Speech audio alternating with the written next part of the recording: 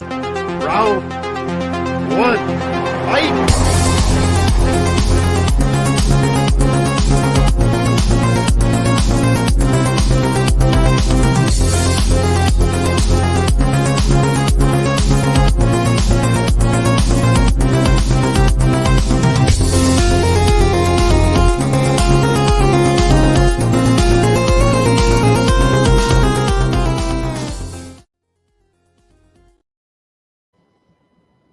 What's up, everybody? Welcome to Tournament Fights. This is episode number 28. I am your host, Jordan Movie Hero Anderson, and tonight we will be celebrating the end of Season 8 of the Movie Trivia Schmoedown War. So this is an episode that I've been looking forward to for a long time. I've been a huge Movie Trivia Schmoedown since day one. I've seen every single Schmoedown match except for this season because they just put out so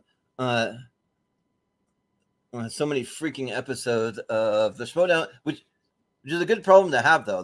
It's no complaint by any means. Like it's a great thing. It's just hard to keep up. So I probably watched myself probably up until about June, and then I saw the free for all, and then I saw the spectacular. So I've seen all of that stuff, but I'm still trying to catch up. So I got a lot of stuff that I can watch in my spare time. So that's always fun. But we'll go ahead and we'll introduce our panel for tonight. So, ladies and gentlemen, it's time for the Movie Trivia Schmoedown Tournament. Introducing first my co-host, Austin Pez Howell. Hey. I wish I could be as enthusiastic. I'm very sleepy, but I will do my best to put on a good face for the show. So, we appreciate you sticking around. So, but I am a fan of the Schmoedown as well. I've been since the not really the early days of the Schmoes No Show, but like the the original like Campia versus Merle kind of stuff. The real kickoff for the Schmoedown was when I became a big fan. Yeah, and introducing next we have returning a favorite to the Movie Hero Network and also to Tournament Fights, we have Steven and Shepard. How's it going? It's going well. Yeah, this might be like probably end up being the toughest of all the things that I've been a part of with this show. This might be the toughest one.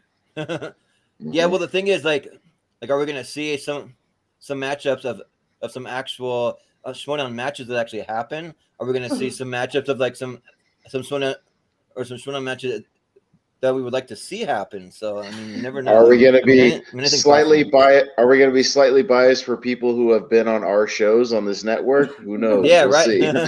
maybe. We'll see. But introducing next, we have another returning regular who's been on several episodes lately, and it's probably going to be on several more because he's a good sport and he's always willing to join us.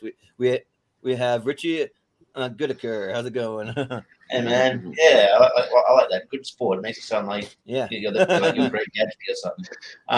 Right. Old sport, whatever. I like love Schmoedown. I like Schmoedown. I probably had the same problem with you. The last season I haven't watched as much, but yeah, it'd be good to go through these players. I feel like I can't be like too critical though, because I'm pretty watching this show. And I don't want to be that mean. So right. It'll be fun. Yeah. Well, Richie's a good sport because he never says no. So right. we like that. He's always willing to do it. Yeah. And also introducing, last but certainly not least, we have Brian Nussbaum in the house tonight. How's it going? It's great to be here. This has been the episode we wait for the most of all tournament fights, and it's going to be tough to decide who the greatest Schmoedown competitor of all time for tournament fights. Mm-hmm.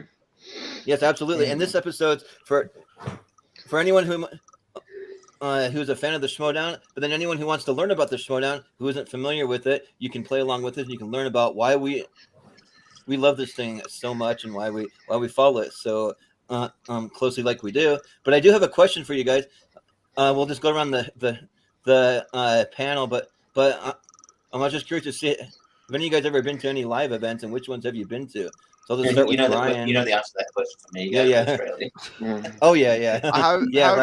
How been I'm Canadian, so they come to Canada. Yeah, so wait for the live event in Canada. All right. Well, Richie, you already answered that question because you're in Australia, so you got to come to America for that. But Steven, I know you've been to a couple, haven't you? I've been to many, actually. Nice. I think my favorite, like as far as the atmosphere and the match being so enjoyable, was the Houston event of Guy versus Bateman. Oh yeah. Yeah, that's what. Is that a Booker T's school? Booker T's wrestling school? Yes. Yes. Yeah, I remember. Yeah, probably out of all the matches that they've done live, that'd be my favorite that I would like to go to because they're my favorite team of all time. Like I'm a big fan of team action. So yeah, although it's called Houston, but it's like an hour away from Houston, so I don't know why they call it Houston. Oh, nice. Well, Austin, you've been to one or two, haven't you? I've been to two, one of which is the Houston one you guys are talking about. I did a road trip to that Houston show with Andrew Guy and Ben Bateman. I was there and got to hang out with a lot of those guys and had a good time, did the VIP thing for that. And then I went to the Atlanta live event, the last one they did before the world kind of went crazy in 2020. It was in February of 2020 before the world went nuts because that's how I remember it. And I was one of the couple of people that did like that ultra VIP thing that they did for like $200, you know? Oh, nice. Yeah, where you got to, go in and see everybody beforehand. I got pictures from that and made a lot of connections there. So yeah, I had a good time with that one too. Well, I was at both of those, so we could have met. We could have met then. Maybe we bumped each other at some point, just didn't know each other at that point. Yeah. Yeah. Well, nice. Well, we'll just jump into things. I've already had a little peek at the tournament. This thing ain't gonna be easy. Like there's some tough matchups, but so we're just gonna have to vote for like a little bit of our favorites, but a little bit of like who we think would actually win if the two competitors went up against each other. I mean, it's a combination of a lot of different things.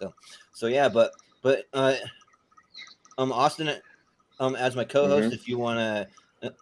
Just break down how the tournament's going to work while I bring up the tournament bracket here. Yeah, well, everybody on here has been on tournament fights before, but if you're just watching for the first time, basically we took 64 of the greatest Schmoedown competitors from kind of past and present and threw them into a March Madness bracket, but it is completely randomized. There are no seeds because obviously if we did like a seed system, probably Dan Merle would be number one, and then we would have somebody else as number 64 and, going up against each other that way. But instead, it's completely randomized.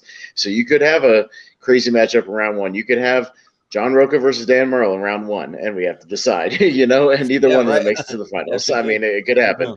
So we never know what'll happen, but we're going to go bracket by bracket and see who comes out on top. We'll rotate the vote starting at the bottom. I guess it'll be with Brian. He'll get to go first, and then we'll rotate the first vote every time up to Richie and then up to Steven, et cetera, et cetera. And we'll see who comes out on top. And the Elite Eight from the episode, whichever competitors make it to the Elite Eight, will be in a poll in the Schmoedown Friends and Family group, and you can vote for who you think is the greatest or your favorite of all time. Yeah. Yeah, so it's just all about showing love for our favorite competitors. It's no slight against anyone if we don't vote. It's no slight against anybody who loses or any good. Yeah, and you can either vote for your favorite or who you think would win. Again, it's still tournament fights. You can still vote for any reason whatsoever. But we'll kind of just see what happens and see who comes on top. I'm sure it's going to get tough. Yeah, and I'm gonna try to bring up some of the Collider Wiki that has some of the stats. Well, I probably won't be able to read all the stats, but I'll read some of them from time to time, just so you can know like how many matches people have won and like what their records are, stuff like that. So I'll just be doing it kind of at a random. Won't be for every single round, but you'll see. So, but anyways, yeah, we can just jump right into things. I can reveal what our first matchup is going to be, and I'm kind of thinking it's going to be a tough one to start. We'll see, but. But first, we have Adam the Haymaker Hlavik versus William the Beast Bibiani. All right. So, all right. Maybe not as All tough as right, you would so think, but we'll Brian. see. Yeah. Yeah. What do you For think? me, I'll go with Bibbs. I love his entrances. I love his matches. So the Beast is my pick. Yeah, sounds good. Yeah. Mhm. Richie? I mean, Adam Levick's cool, but yeah, like the Bibbs is a first. Probably screwed. He's one of the best. He probably did go far in this tournament. Yeah, so yeah, William Bibiani by a lot. Yeah. Steven, what do you think? Well, I think my name kind of kind of Yeah, says it right. all. Yeah, right. Mhm. Yeah, that makes sense. Yeah, I So, got it. so yeah, I'm feeling that there's probably going to be a clean sweep here, but we'll see. Austin, what do you think? Yeah, this one's fairly easy. Growl, growl. Yeah. This one's easy, and also because the Beast has been nice enough to be on our show multiple times, despite his very busy schedule, doing like 15 podcasts or whatever he Like does. 9,000 podcasts, or Yeah. different Yeah. appearances that he does. Yeah. I Yeah, still have yeah, time so for it does- soap. Mm-hmm. Yeah, but then I'm also during the live events, like standing the entire time for like hours at a time. I don't know how he has the energy or like how his knees hold up, but he does it somehow. So Oh, yeah. go work at a grocery store like I do, and I stand up all day. That ain't that difficult. Yeah. Well, you're actually Oh, moving I around. actually- Well, at least he's Yeah. standing in Yeah. like one spot. I do jumping No, jacks. actually, I think moving around makes it easier than standing in one spot. Yeah. actually. Yeah. Yeah, but I do feel for some of the cashiers and stuff though that are sitting at the register all day long and they Yeah. don't ever move. But anyways, Mhm. yeah. I would also vote for the Beast. So the Beast, William the Beast, is moving on. All right. Mhm. So we'll see what we have next. We have Mark the Android and Draco going up against Jen Kemp, who's another friend of the show. Oh, this is tough. Yeah. Oh. Yeah. Yeah. So we have Richie. we have competitors from both past and present on here. So you'll see some that are retired, some that are current. You'll see a couple rookies on here. So, but Mhm. Richie, what do you think? And Jen Kemp was cool. It was cool to meet her on your show a couple months ago. Yeah, but like to my best player, Mark and Draco for sure. I like that the shutout at the where he eliminated all those players at the free for all, where all those top players is still like a highlight moment in all of the Schmoedown. So yeah, Mark and Draco for sure. Yeah. Steven, what do you think? Yeah, I was on a show. I was on one of your shows with her once, and I saw her in person in one or two of the live events. Although Oh, nice. I'm a very shy person, so I didn't go up to anyone to introduce myself. Yeah. But I'd hate to vote against her. But I mean, I can't vote against Draco. Yeah, like he's one of the best. So yeah, best to I ever mean, play. the first match that he with him and Bibbs is still probably one of the best matches of all time. Oh yeah, that one's a classic for sure. Yeah, but Austin, what do you think?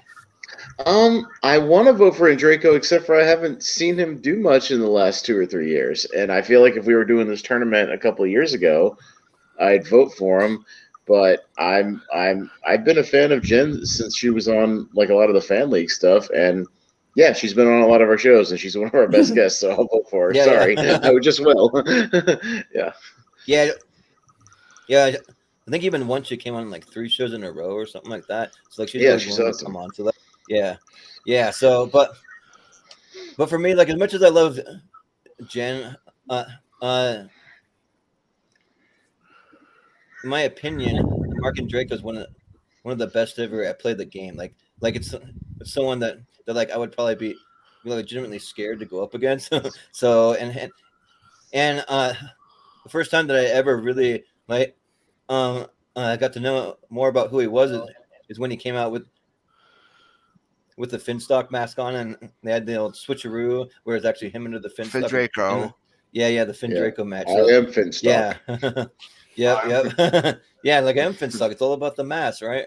So yeah, Mhm. and I've had several talks about having Mark and Draco on our show, but like he's super busy. Like he writes comic books, he writes for TV shows. He's just like constantly on the go. And I think it's one big reason why he had to retire. He was just way too busy to like fit anything in. So, but yeah, so I'm gonna vote for Mark and Draco. Brian, what do you think? As much as I love Jed, I gotta go Mark and Draco XX5XX. Yep. Yeah. Well, Mark and Draco it is. Moving on. We love you, Jen. Please keep coming on our shows if you see Yeah, this. right. Yeah, we still love you. Yeah. I voted Well, for you, Jen. I yeah. knew it was going to happen. Yeah, right. Yeah, but next we have Adam the Razor Witt going up against Mark Yodi Riley. All right. Mhm. So let's almost start with Steven. I think I've been on Mhm. one of your shows with him, as with Adam Witt too. Mhm. Yep. Is that the one that went 4 hours? Yeah, he's another friend of the show that's been on. Yeah, it was the stand-up comedy one that. Yeah. Well, I wasn't it in was our that one. it was our longest one until we did our Tournament Fight Battles TV shows that went 4.5 hours. That was with Oh, Jen shit. and Moose. Yeah. But Mark Riley's always been one of my all-time favorites. As much as I like Adam Witt, I can't vote against Riley. Yeah. Well, Austin, what do you think? Yeah, I like Adam, but yeah, Yodi is a legend, and they named a damn award after him. So yeah, Yodi. Yeah, and Mhm. one of my favorite things to do is anytime Mark Riley's streaming over on Twitch and he's like drinking wine with his girlfriend. That like they're a lot of fun to just go on there and just hang out with them. Like they always talk to people in the chat. You can have full on conversations with them. They're like pretty active with that kind of stuff, so it's a lot of fun. But like Adam, as much as I want to vote for him, like he's just one of those guys that he always plays super well, but just can't ever seem to pull out a win. Like every time it like comes right down to the wire. But he's 0-4, and then for his teams he's 0-3. So like he's had some close matches, but we just could never pull out any wins. So I'm gonna go with Mark Riley. Brian? For me, I gotta go Mark Riley. First ever single champ. Mhm. Gotta go Riley with never Riley match. So with no Yeah. Riley, yes. Mhm. Yep. Yeah. Yeah, what's cool personality? Yodi, like, I think with Yodi, even if he's like the, maybe sometimes his record, sometimes inconsistent. Like even if he's got coming off a couple of losses, when he you can sleep on him because he'll come back and just dominate. So like on a good day, he's he's the best in the league. So and he's a legend. So Yodi should probably go far in this tournament. Yep. Mhm. Yeah. We're gonna have the first ever champ at least make it out of the first round. I mean, come on, Yeah. right? Mhm. Yeah. But next though, we got There he Dangerous is. Dan Merle. There he is. There's the goat right there, going up against Alonso Duralde. All Oh man. Not that. damn. right. Sorry, Yeah. Alonso. Well, Alonso was just nice I'll enough still. to do a Christmas episode. Yeah. With us, so that was fun. But Yeah. I bought your book, Alonzo. I'll still promote the shit out of it. Go buy Alonzo Duralde's Christmas book, which is here somewhere around here, but I don't have it within the arm's reach. it's in right yeah, come on. right here. Yeah, there it is. We'll still promote your book, Yourself even though up. we won't vote for you. Have Have yourself a movie Little Christmas. Yeah. Yeah, go buy his book because Dan Merle's going to win this one pretty easily. Yep. Yeah. I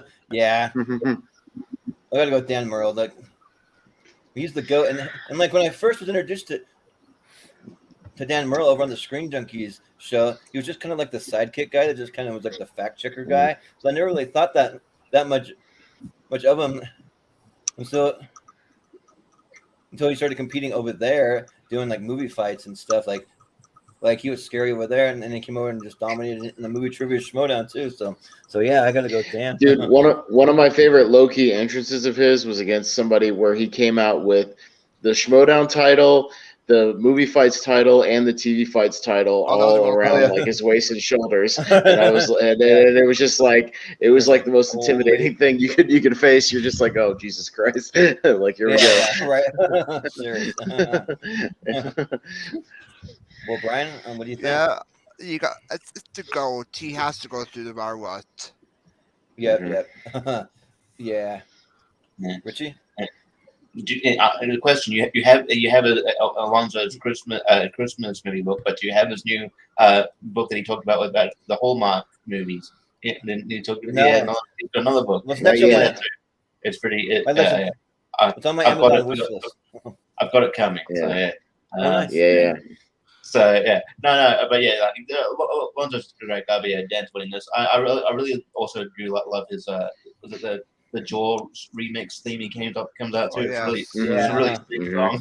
And That's cool. Dan Merrill should go really far in this tournament, if not win it. He's great guy, great competitor, and Dan Merrill. Yeah, he's a heavy favorite to win it. So, but we'll see.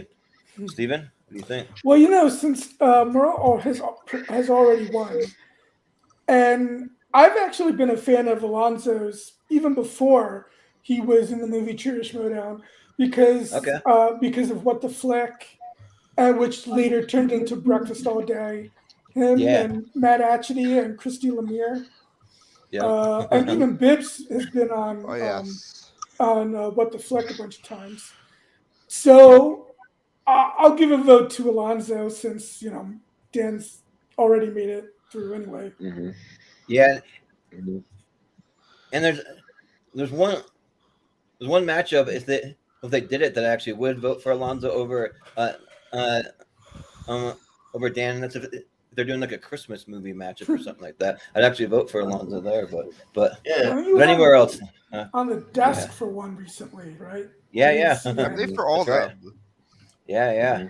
But Dangerous Dan Merle is moving on. So next we have the Barbarian, who's another friend of the show who famously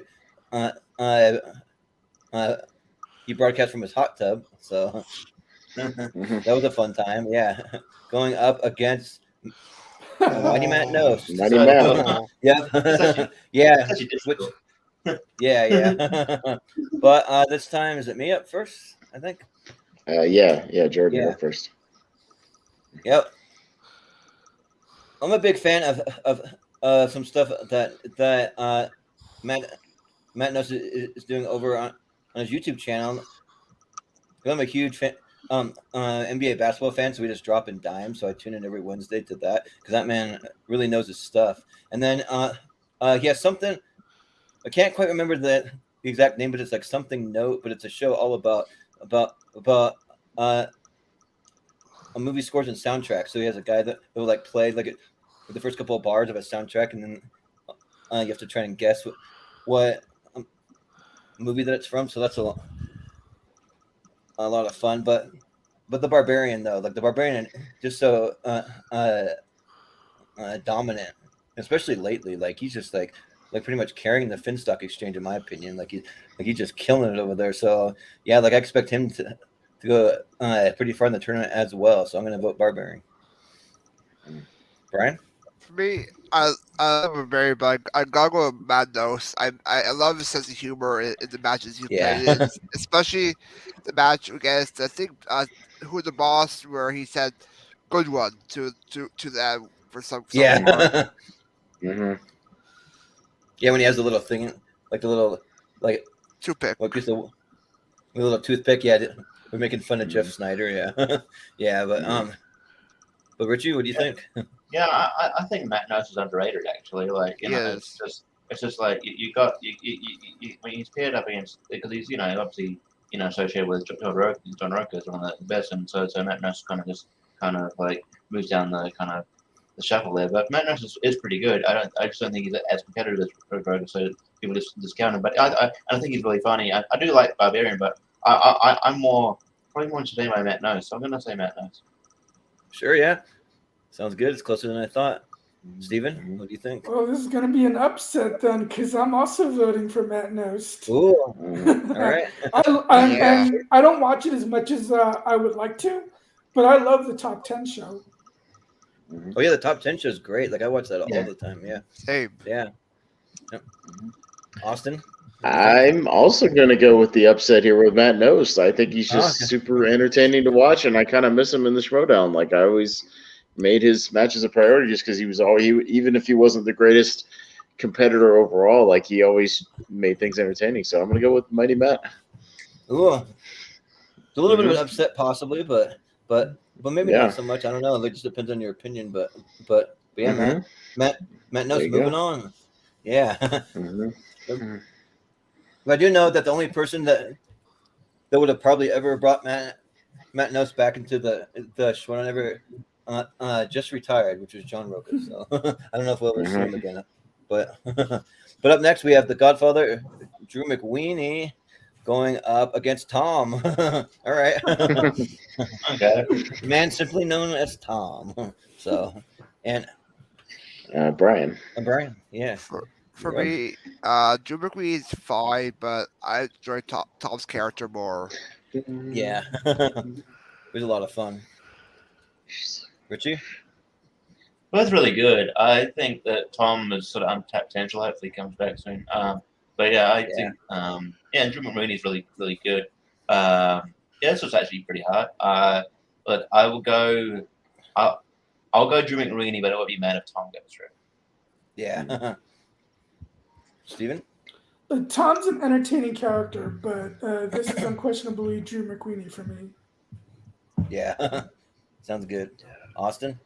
Yeah, I always enjoyed Drew's presence when he would come out. He was just strangely intimidating. Like I remember when Free for All, they just hit the slow Godfather theme, and you could see everybody at the table just be like, "Oh shit!" Like here he comes, you know, like, and everybody's like, "Oh god damn it!" Yeah, I gotta go Godfather. Yeah. Yeah, for me, I think I'm actually gonna go with Tom here because for me, I just love his character. Like, I just love really quirky, off the wall characters. So he was a perfect teammate for Video Drew. Like they're one of my favorite teams, hands down. And also he was really really good too. Like kind of like Richie said, like he has some untapped potential that really hope that we see him back on the Schmoedown because you know in a couple of Video Drew's last matches, she still keeps talking about Tom and a potential reunion that they might possibly have. So I got my fingers crossed for that, but we'll see. So, but It's the closest one so far, but 3-2 for the Godfather, just barely. So, all but a right. close one. Yeah. So the Godfather moving on. And next we with the pit boss, Ken Knapsack, which is cut off. He has a naked cat in it, like on his lap, but the picture cut it off. Let me see if I can even. Oh yeah, there you go. The naked dog. That's what it is. With the Chihuahua. Yeah. Yeah, but Ken Knapsack going against Ethan Irwin. Prime time. Yeah. Damn. Yeah. So. Hey, Richie. Oh man, Richie, you're up. Probably okay. The best overall player I'm going to get is Ethan Irwin. I find getting them a bit more entertaining. Ethan Irwin is entertaining in his own way. I do like how he comes up to the shuttles thing, and yeah, I think he's really good. And yeah, like the Ken Knapsack match with the Star Wars match with Sam Whitworth. It's still really one of the best matches thrown in history. Look, I think I know where this is going, but I'm going to go Ken Knapsack. Fair enough. Sure, yeah. It's super entertaining. So yeah. Steven? I do love Ken, and I've seen and I've been to a couple of the stand-up shows that Mark Ellis will have the night before the Schmoedown live events, and he is very funny. but Ethan's too much of a powerhouse. I got to go with him. Yeah. Austin?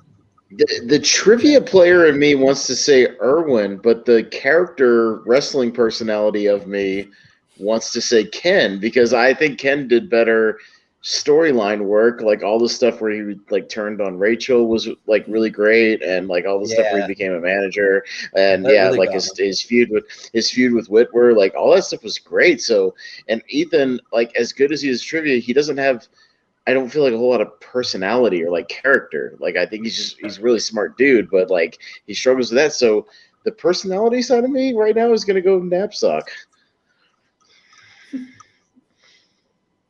Yeah, this one is kind of tough for me because like, I'm a big Knapsack fan, just because he really makes me laugh a lot. Like he was the main reason why I could get my ex-wife to actually watch Schmoedown, because her favorite person from the Schmoedown was Ken Knapsack. Like she just really liked him. So, but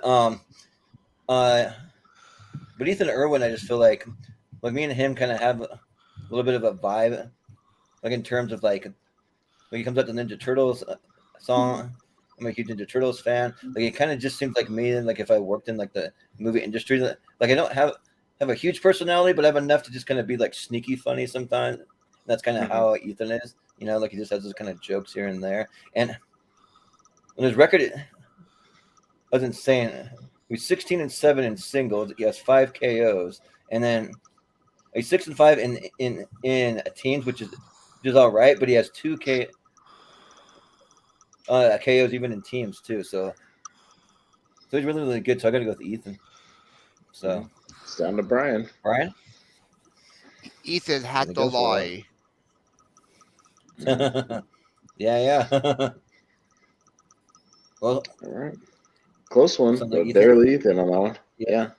Also, Ethan, I gotta say, my Ethan least Squeakbot. favorite matches tend to be the Star Wars stuff. Yeah, same here. Just because it's like so. Well, they've niche, just it's gotten in. They've gotten into so much minutia of Star Wars that I just don't. Yeah. I can't like relate to any of it anymore. Like I have no idea what the fuck they're talking about Yeah, anymore. I mean, Yeah, I said it was one of the better ones just because it was close, but yeah, I like matches where I can play along. I have no idea what the fuck they're talking about.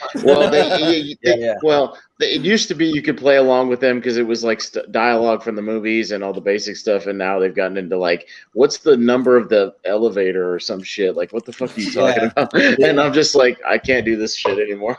Like, I don't know how they do it. Yeah, or like, what's the serial number on the side of a Corellian like starship or something weird? And I'm just like, what like the somehow fuck? like somehow people know all that stuff. They're like, it's crazy. Like Alex Damon and Thomas Harper and all those guys, like they know all that stuff. My mini rant though for right now is I feel like they're getting questions where it's not stuff from the movies, it's stuff from like the books and encyclopedias and shit, and they're not getting into stuff that was in the movies anymore, like the character names and stuff. I don't know, just my little mini rant. Yeah, I think it should be something that's like at least in the credits or the movies or something, but they're not.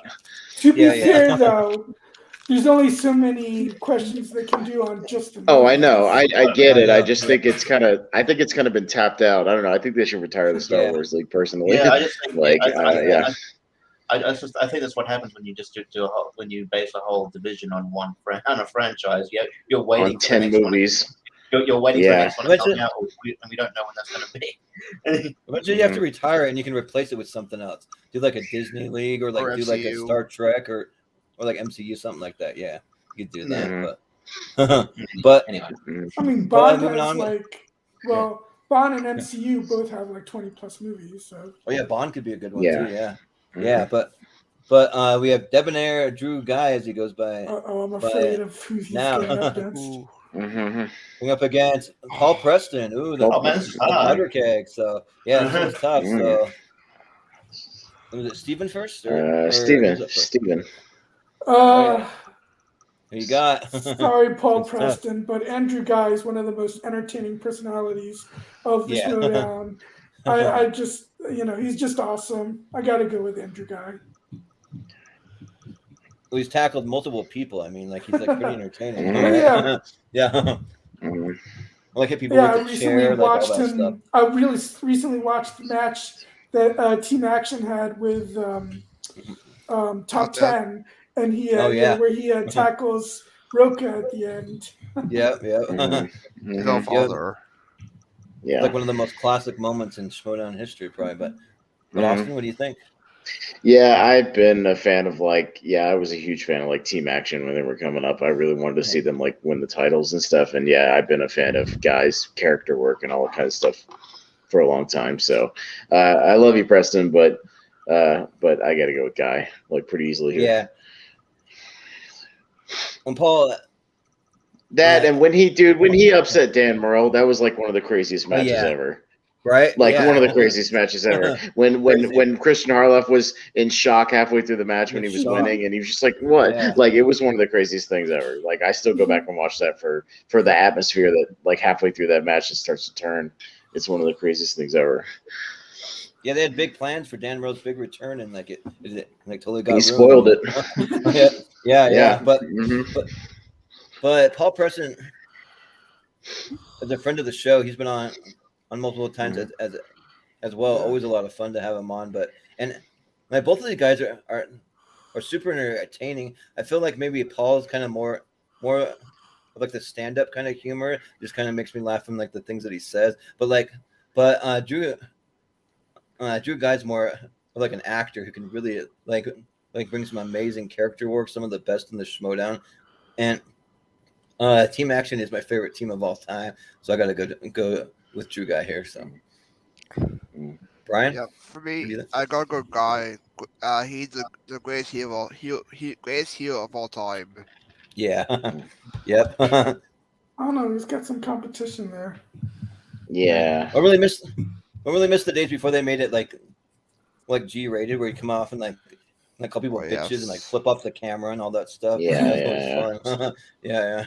But Richie, what do you think? I just question: did they ever pay off that storyline where like looked like Guy was making out with Roxy Stryer or whatever? Oh They yeah, No, yeah, they never did anything with They that. just dropped Or it. Yeah. Schmoedown. Yeah, we got anyway. slapped by her. That's the only thing that I I think they remember. just That was dropped it. Bateman.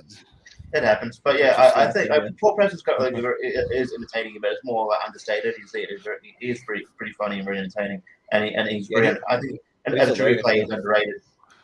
But Andrew Guy's one of the best at character work in the Schmoedown. I think he's fantastic. I think if he was in the world of wrestling, he'd do very well as well. But Andrew Guy. Yeah. well, Andrew Guy it is. He's also great at Zask as The well. clean sweep. Oh yeah. Yep. Yeah. Maybe they'll Puts him on the continue best. that storyline because maybe Roxy will be the one who's behind the Schmoeminati. Yeah. Right. I'm expecting some big things from next season for the reboot. I hope that they'll be able to do more, and they can have a lot more in studio matches or like live matches and stuff. So, but up next though, we have Lights Out Laura Kelly going up against Downtown Griffin Newman. All right. Oh man, this is kind of newbies. tough. Yeah. Mhm. Got a few newbies. Griffin Newman was a rookie this year. So, Austin, what do you think though? Yeah. I'm gonna go with Griffin again. I just like the dynamic between him and Gucci. I just think it's a lot of fun. So I just enjoyed their work together. Like Laura's cool, but all these nice guy characters or nice gal characters, I just can't. It's too goody. Sorry, I need a little edge to my character, so I'll go with Griffin. I thought she was supposed to be Yeah. heel, though. She is. I kinda, but it's not. I don't really Well, buy she it. is- I'm sorry. she is I just supposed to, don't. yeah. I don't buy it. Yeah. I don't buy it. I saw her at these like early Star Wars things. It's like I don't buy it. I'm sorry. Yeah. Like Griffin Newman, like he just came into the league and like took the lead by storm. He went undefeated all the way until the spectacular. And I'm not going to spoil anything there, whether or not he won his matches or not. But yeah, like he was really really good. And Laura Kelly's good, but she only competes in the Star Wars division, and maybe if she did a little more, like if she like branched out into the singles division, I would vote for a little more. But I mean that Star Wars division is like impossible. You have about like 2 or 3 guys that are just going to dominate the whole entire thing. Nobody else will ever stand a chance. So it's just kind of crazy. So yeah. So that used to be true, but now when Alex Damon dominated, but now there's been a few other people. True. Yeah, you have like Andrew DiMolanta. Yeah, you have Thomas. You have some of those guys. Yeah, but I'm gonna vote the other for DiMolanta too. Oh yeah, Nikki too. Yeah, I'm gonna vote for Griffin here though. Brian, I gotta go with Hello Newman. Griffin is my pick. Yeah, nice.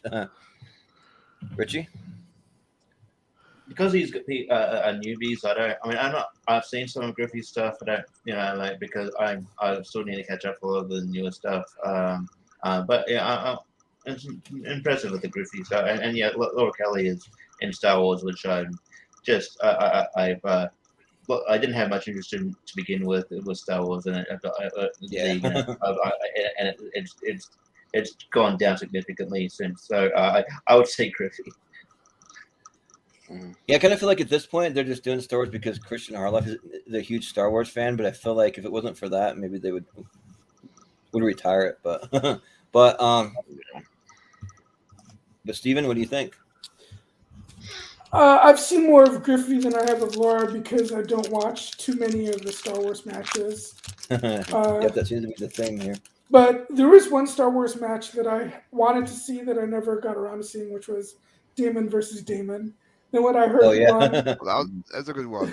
Yeah. but yeah, I'll go with Griffin Newman. Yeah. Griffin Newman for the win. All right. So up next we have Brennan the Kid Meyer going up against Rachel Cushing. Ooh, it's gonna be tough. I thought that was some really cool artwork. But like somebody made it for like crushing all the guys that wear sunglasses all the time. Yeah, but who's up first? Is it Austin? Are you? No, Jordan, you're up first. Oh, it's me. Okay.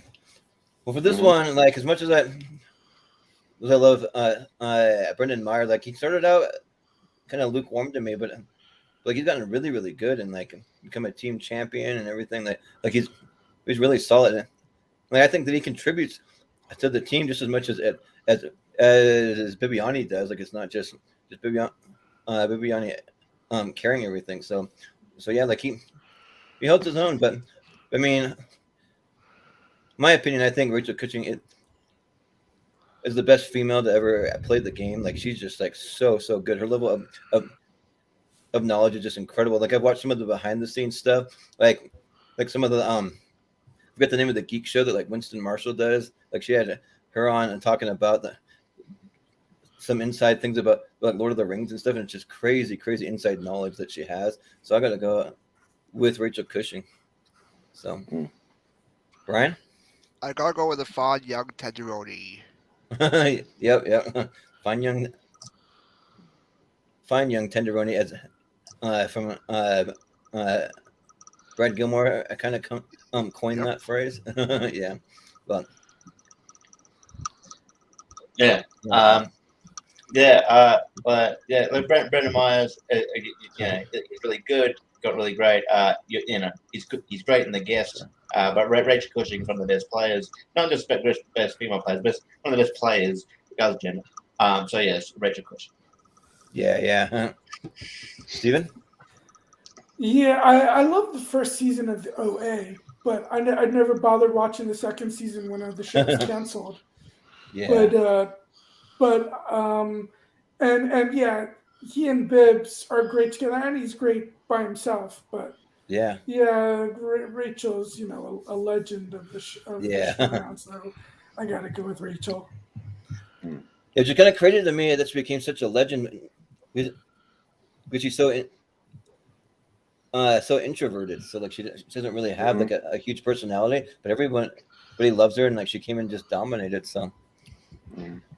Austin, what do you think? Well, yeah, I'm voting for Rachel because her trip along the Schmoedown is fascinating. When you see her really early matches, and she's very shy, she doesn't do a whole lot with her entrances and stuff, and how she kind of Yeah. kidnaps out, kind of help kind of break her out a little bit, and then eventually kind of doing the inner geekdom stuff, and then doing the stuff with Clark Wolf. Like her journey across the Schmoedown was fascinating to watch, like a little more so than Brendan Myers. So I'm going to go with Rachel. Yeah. Shire Wolves, like one of my favorite teams too. But yeah, Rachel Cushing it is. And next we have Amazing Mara Kanopik going up against Janine the Machine. All right. So Brian, you're up first. Yeah, for me, they're both great, but based on this season, I gotta go with Janine. Yeah. Sounds good. Richie? Yeah, well, I'm just going based on their whole run. Yeah, I'll go Mara. I think she's really great. Yeah, like shows and stuff. I think people might be right. People sort of point to like one of her best performances being, when she had that really good match with Rachel Cushing. But I hate that match because they're both really sick and they don't want to be there. I wish that match. Yeah, right. Yeah. I fucking, and then there's just like everyone's just going, "Oh my god, it's amazing!" I'm like, dude, let them go home. It's uncomfortable to watch. But anyway, I like that. She's I really like Mara Grobb's personality. She's really quirky. Janine's really good, underrated. But I will go Mara. Yeah. Steven? I think when Mara beat Jason Enman for the Inner Geekdom Championship, I think that was the first live event that I went to. Nice. But I'm gonna go with Janine. I think she's gotten better and she's great. I've always liked her, so yeah, I'll go with Janine. Yeah. Austin? I think I'll go with Janine too. I like Mara, but I've never been a big fan of her. There's something about her that I don't trust her. I don't know why. Yeah, she's a little sneaky. She's sneaky. Like I can't imagine Dan being in a relationship with her. You'd be constantly questioning her motives. I don't know. Right. I don't know what it is. I'm sure she's a nice person, but yeah, I don't know. Yeah. This was kind of tough for me because like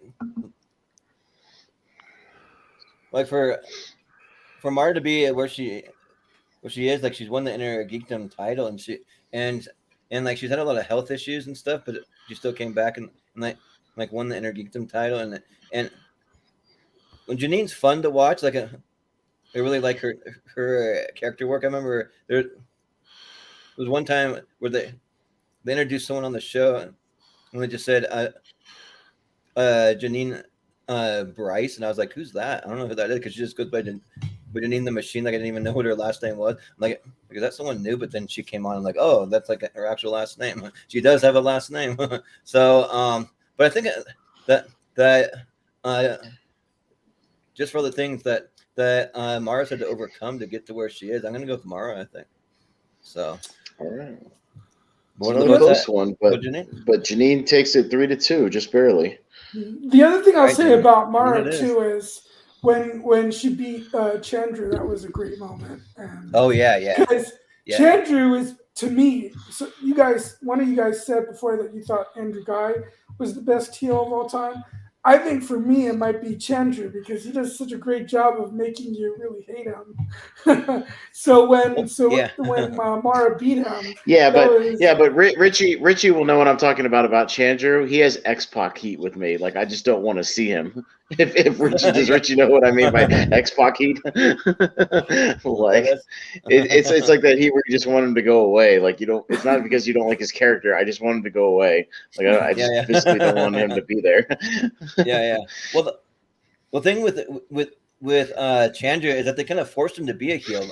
Like when he came in, like he wasn't a heel. He'd just dance around. He'd be smiling, but like they'd always say, like he's smiling, but then he'll make these little quips at everyone. So like really under the surface, he's actually a heel. So they kind of pushed it on it. Now he's a great heel though. Like he does a really great job. Yeah, I doing it. mean, if he was forced, it was a smart decision because Yeah, right. he's Yeah, such a great heel. Mhm. Yeah, absolutely. But up next, though, we have Chance Ellison, who's also been on the show a few times, going up against Chandru. Speaking of Chandru,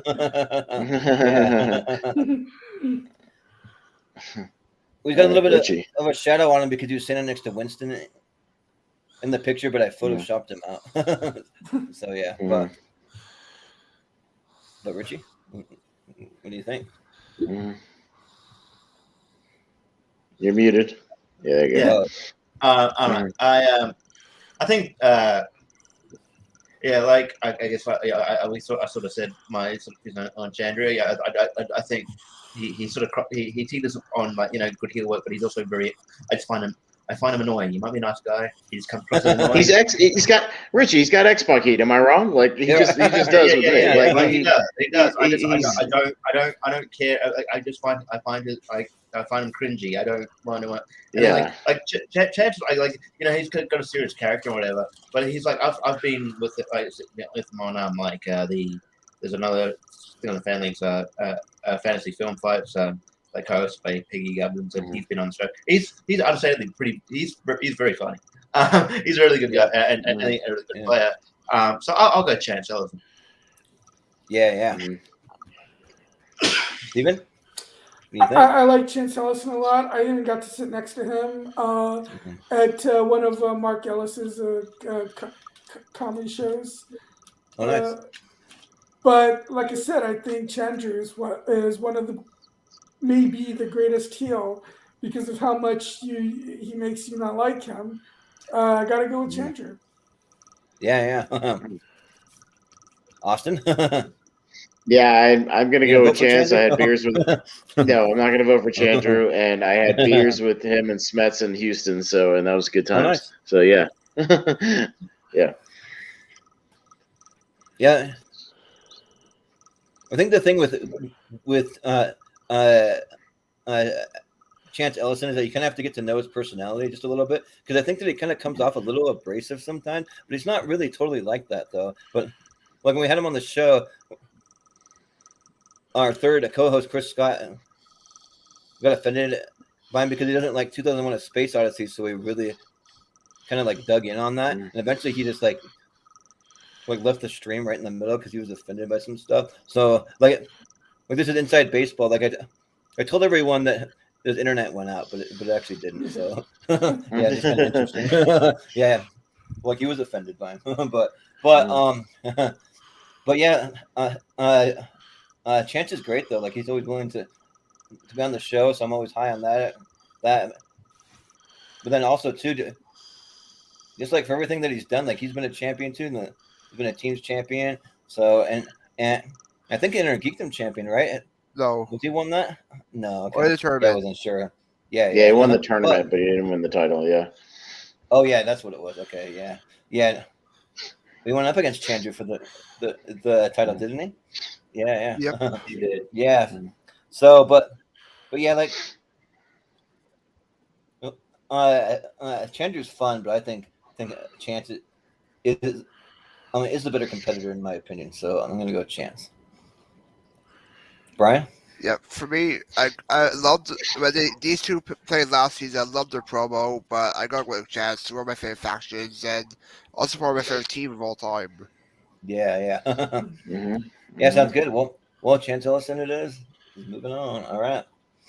So up next we have the Mad Hatter, John Humphreys, going up against the Kahuna, Matt Atchity. All right. Okay. Yeah. Steven? Yeah. Steven, John you're up first. Humphreys is a very funny guy. Yeah. I'm going to go though, but I'm going to go with Matt Atchity because he's a solid player and also from his time at What the Fleck and Breakfast All Day. Yeah. Sounds good. Austin, what do you think?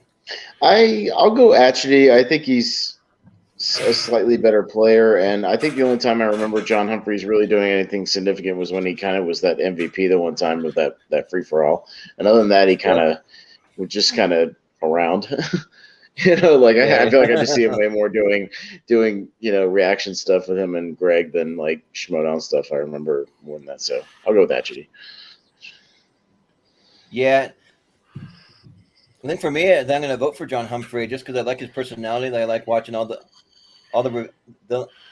like reaction videos that he puts out with Greg Alba and stuff, with the Real Reject, and also for the for what he did in the free for all. Like I thought that was pretty cool and pretty memorable. But I can't remember too much else memorable that Matt Atchity has really done.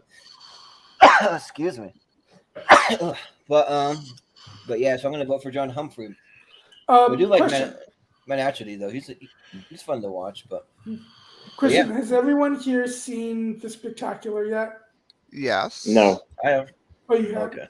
Okay. I won't say what I was going to say then. You gotta No, watch I it. haven't found an extra. I found an extra 5.5 hours to watch it yet. I'm sorry. Yeah, right. We gotta watch it in like little bits and pieces here and there. Yeah. Mhm. But Yeah. Well, I mean, I was there, so that's why I okay. saw it. Yeah. Nice. Mhm. Yeah. How was the audio? Was the audio like? I heard it was pretty bad. Like it was hard to hear it. Yeah, and I Okay. was sitting in the back near the bar. Yeah. So yeah, it was hard to hear sometimes. Yeah. Yeah. But Brian? Yeah, for me, I'll go with John Humphreys. He actually doesn't even know the rules of round 3, like actual multiple choice. So I'll go with John Humphrey. That's right. Mm. And didn't man actually have the big like blunder that cost him the match at the end or something? He like gave something away or whatever at the end of the match. Yeah, the top match. Yeah. Well, the thing, they won, but they got the question wrong, and so yes. Yeah, so you can see it. being honest cost them the win. Mhm. At least he's honest though. Yeah. So Yeah. Richie? I think like sometimes in free for alls and stuff, or in certain sports, you don't know like someone is a good player or they just had a really good day. And I feel like as time progresses, like no, I feel like not I'm not trying to discredit John Humphrey, but yeah, that free for all, he just had a good day. He just had a good day. Certain questions were just coming, and man, actually, I think he's underrated in a way, and I really liked it. Really like his chemistry with Great Drake. Like the Rotten Tomatoes was really, back then it was really good, really fun. Paddington 2 is a really good, really good team. So yeah, I'll go Matt actually. All right, another close one for Atchity.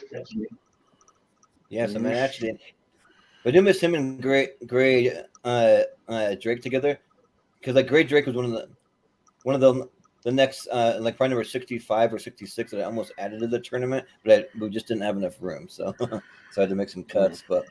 But next up, we have the Major Thomas Harper going up against Mike Kalinowski. Oh man, this one's tough. Oh, okay. So who's first? I'm up first. This isn't tough for me. I don't know who Thomas Harper is. I'll go with Kalinowski. Yeah, because he's a Star Wars player. Okay, I haven't watched any of his matches, and Mike has. I believe. And Mike's been one of the premier players of the league. So, Mike. Yeah, you weren't on the Star Wars episode that we did for a tournament fetch where we did best Star Wars characters. Oh no, I was, but I came in for the last 30 minutes when everybody had dropped out and y'all were down to like 3 people, and I got out of work and went in my car and voted for the last Elite 8. Right. So I was kind of on the episode. I think maybe give Thomas Harper like another year or two, like see if he gets into some single stuff too. Like he might be like a real force to be reckoned with in the Schmoedown. But like Mike Kalinowski, like he's one of the like best to ever play. Like for me, like he's definitely top 10 for sure. And there's a bit of a debate to be had after that, but yeah, I got to go with Mike here. So, Brian, I mean, it says my name right there. Corruption fan. Gotta go with Mike Kalinowski. Right? Yep. Overall player of all time. Yep. Yeah, I don't like the Star Wars league, so I'm not familiar with Thomas Harper. Mike Kalinowski's has got a cool, like, sort of journeyman story in the Schmoedown, being sort of like this sort of being considered as mid-tier player, being in like the DC movie news, so sort of just going on this huge run and sort of breaking away from that and becoming this really great heel. So yeah, and I like Mike Kalinowski, so yeah, I'll say Mike Kalinowski. Yeah, one of the things that I really like, and this isn't a spoiler by any means for the Spectacular, like after Mike's match though, like he's just like, I'm gonna say something that nobody else here will ever be able to say. I'm gonna go have sex with my manager. See you later. Size doesn't I'm matter. like, yeah. So it's pretty funny, but Steven? Well, Harper's impressive in the Star Wars division, but Kalinowski's impressive in like 3 divisions. Yeah. So Right. so you got to go with Kalinowski, and it's so funny because he actually used to be I forget what's the opposite of the heel called. Babyface. He used to be Yeah, babyface, then he turned into a heel, and now he's kind of like a hybrid, like he's kind of in between. Tweener. A tweener. Yeah, He's right. a tweener. It's Tweener. whatever he The needs tweener. to be. Yeah, whatever he needs Yeah. to be. Yeah. Shades of grey. Yes. Mm-hmm. Remember the days when we used to come out in like the Batman suits and like different That's America. like costumes like that? Yeah. And he's had Yeah, so that was a many fun so much great chemistry with other competitors, especially like everyone, of course, remembers his feud with Rachel. But Yep. even before her, Classic. I loved his feud with Brianne Chandler. Oh yeah. Those two were Forgot about great that. together. Well, they had a little storyline where like didn't he walk out and like get in a car with Brianne Chandler and Yes. It bring didn't on go the much. storyline, but they never did anything with it. Like they just kind of did it and then it went away. I'm like, okay. But, Yeah, it's funny. Yeah. I used to think those two should hook up. Now, of course, Yeah, right. That was before I found out that Brianne Chandler's married. But Yeah, Yeah, sometimes right. sometimes the Schmoedown can be like Monday Night Raw, where they just introduce something and it just doesn't really go anywhere, and they just drop it a week later. Yeah, they're like we don't have any way to continue this, so Yeah. yeah. But yeah, so Mike Kalinowski it is. But moving on, we have Nikki DiMolanta going up against Paige Fabretti, Ooh, rookies. Mm. who's another fan of the All right, show. Who's Jordan. been on several times. So yeah, this was tough for me. Like it kind of like it wasn't my turn. First off, I may want to look up some of their stats a little bit because I think Nikki she just does Star Wars, so like I'm kind of a little less inclined to vote for her. But like Paige though, like she does good in singles and like teams and like all that. So I think I'm gonna go with Paige. I think so. Yeah. Brian. Yeah, go with Paige. Yeah. I mean, her upset against Ben one of the best upsets this season. Oh yeah, I forgot about that. Yeah. Mhm. Richie. Yeah, like I said, probably gonna say it a few times. I don't like the Styles division. I'm sure Nikki's a good player. I just can't play along with it. I don't. It's too in the witness. It's just too niche now for me. Paige, that's what I'm saying. A player, I think she's cool and and a cool person. I met her on. I think I met her on your show. So I'll go Paige. Yeah. Steven? yeah, Nikki is really good in her division, but yeah, I like to watch Paige more. So Yeah. because she's in singles and teams. So yeah, I'll go with Paige as well. She has a fun personality with all, like the whole like Boston badass stuff. Like it's fun to watch. So yeah. Austin? She Yeah, did beat one of Boston the badass. before, though. Yeah, true. Mhm. She did it because she lost to Peggy in her debut. Oh yeah, that's right. Mhm. But do you have anything else Yeah, to say? Paige. Or you want to vote for No, Paige? I mean, Okay.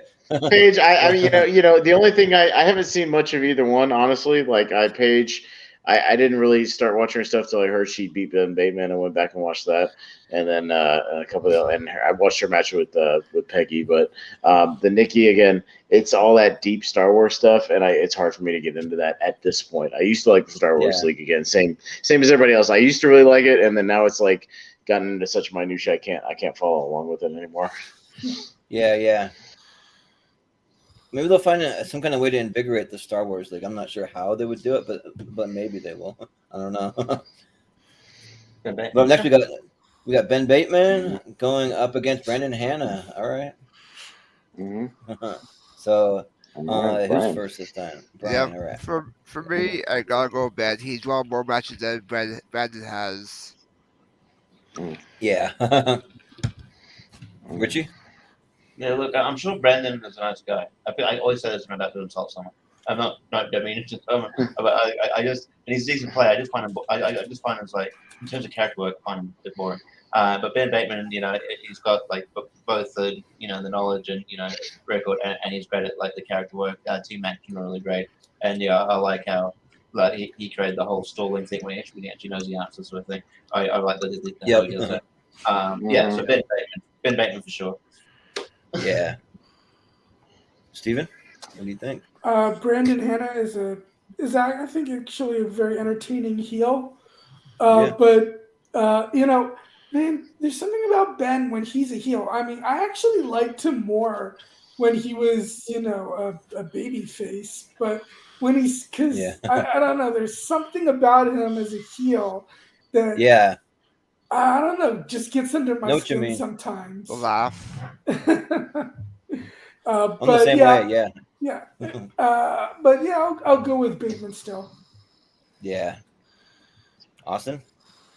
Nah, man. Some of my favorite things in the Schmoedown ever were when they would just start a team action match and start doing the promos, and it would just open up on team action, both laughing, just yeah. They're reacting. That's the greatest shit ever. So yeah. Ben Bateman. That's a great gimmick. I think my favorite was when they were versing late to the party, and then they came out with couches. It's like, yeah, hey, look, we're guys, reacting. Yeah. So funny. We're reacting. Yeah.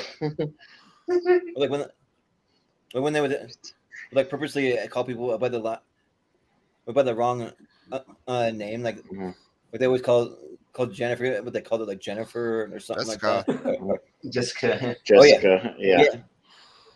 Yeah, Jessica. Yeah.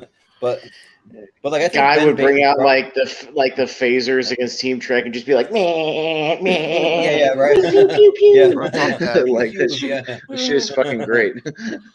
Yeah, like I think Ben Bateman's probably, for me, like as far as like pure character work and just like entertainment value, he's like top 3 in the league for me. Like, but I really like the whole the boss character. Like Brandon Hanna's fun. Like he had the whole thing where he became a heel and he tried to take on the entire league, and he was like going on like everybody's podcast and like mouthing off, and like he had a really good episode of his own podcast where he invited Kevin Smets on there and just totally like went after it and like really pissed Kevin Smets off. And I think probably maybe like a little bit in real life too. I mean, I'm sure that like mostly like it was all character work, but like they had me convinced though. So yeah, so I'm gonna go with Ben Bateman though. I think. So. Yeah, I mean, make no mistake. I think Ben is great at the character work, and he's also undeniably one of the best players too. Yeah. Yeah. Right. Yeah. There is just something though that sometimes gets under my skin. Yeah, with Brandon. Yeah, but good heel, I guess. Yeah. Right. It is because he's a great heel. Yeah. But like Ben though, like he came out kind of as like a mediocre player, and he became one of the best players in the league. So yeah, like he really stepped up his game. So yeah. But Ben Bateman it is. It's been the boss. So I'll be under that side. Right. Okay. Yeah. All right. So we'll see who we got over on the other side, and then see if we could potentially have a Ben Bateman versus Andrew Guy team action match if it gets to that. Yeah. Right. On that side of the bracket. That'll be tough because I think Guy is the more entertaining player, but Ben is obviously the better player. Better overall. Yeah.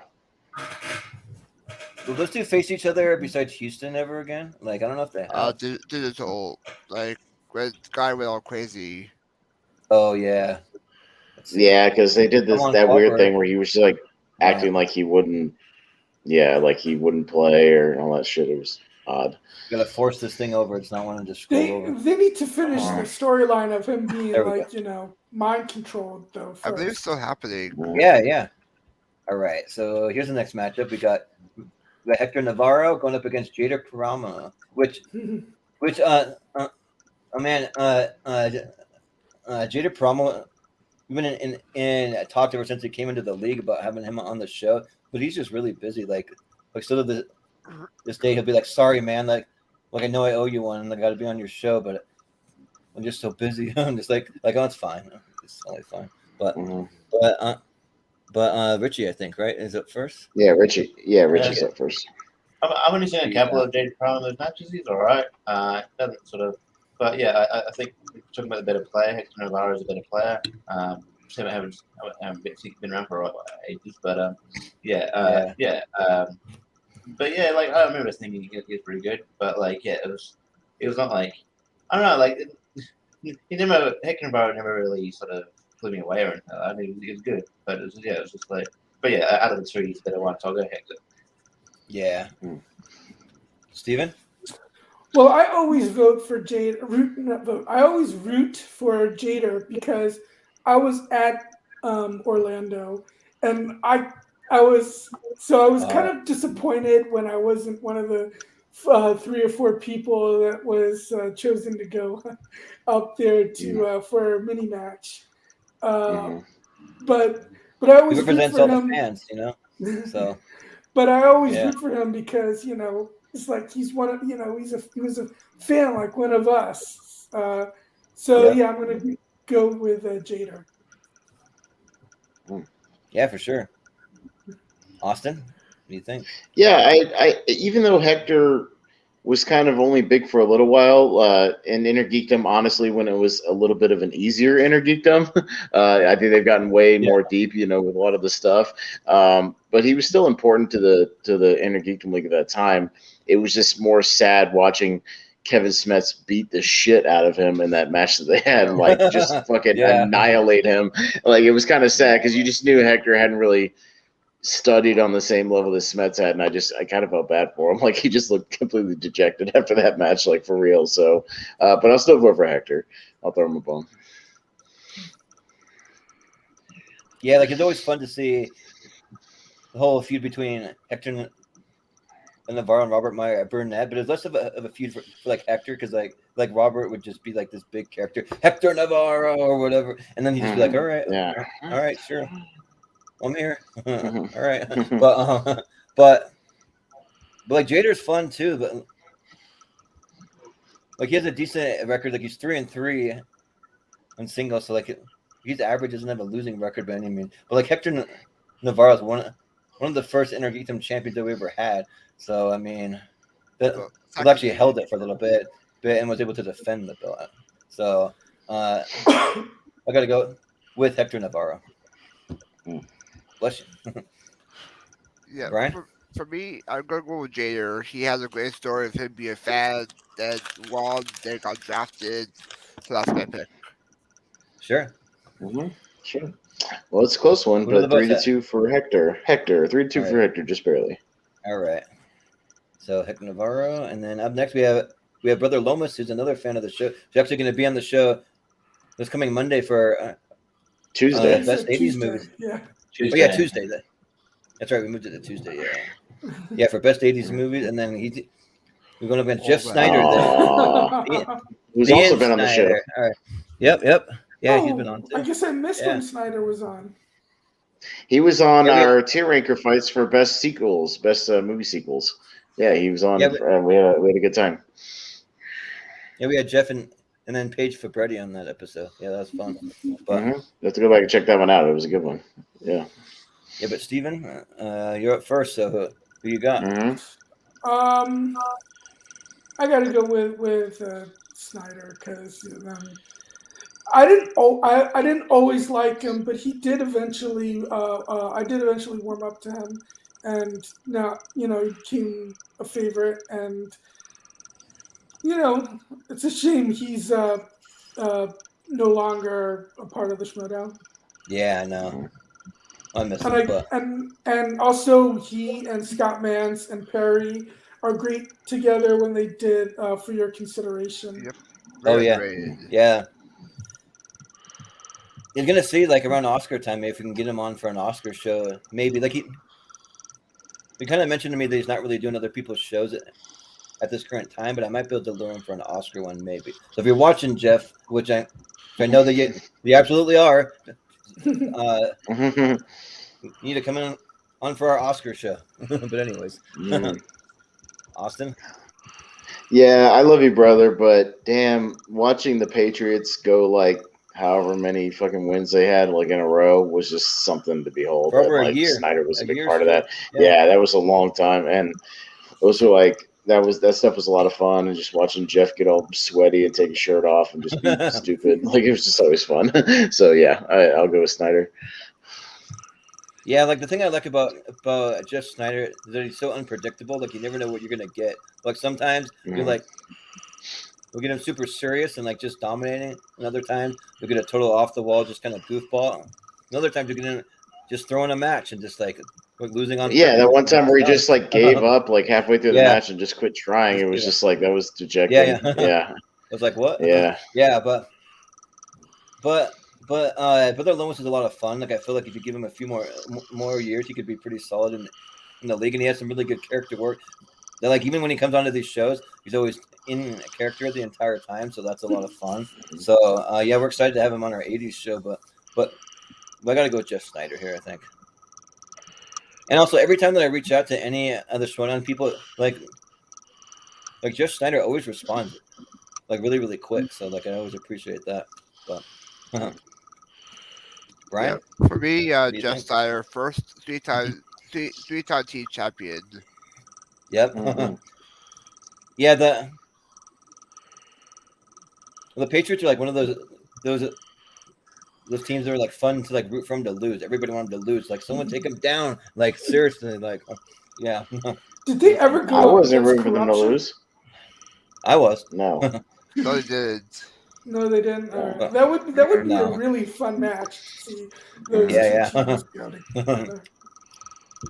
Richie, what do you think? Yeah, well, I loved the Patriots back in the day. Just hearing the Dropkick Murphys every time, just hearing hearing the crew in studio, just the most, just it's great. They put out great heel work. Sometimes I feel like sometimes like Jeff likes to sort of like straddle like kayfabe reality with his heel stuff. Like he's a very divisive personality, but I do enjoy him. When he's motivated, he's a killer. So I would say Roll Amos is good, but I would say Jeff Snyder. And I think I really hope that they do some more like event type things. Like when they had the decision, where like JDE was trying to get Clark Wolf to be on his team, but then in the end, Jeff Snyder came out and they had this big thing. Like that was really, really cool. I hope they do more stuff like that. So yeah, but would you vote Steven? I forget. I think so. Yeah. Okay. I think it was a clean sweep for Snyder. Yeah. All right. And Snyder's very Clean sweep, similar. yeah. Is very similar to Kalinowski in that sometimes I really don't like him, but then he wins me over and I cheer for him. Yeah, right. Yep.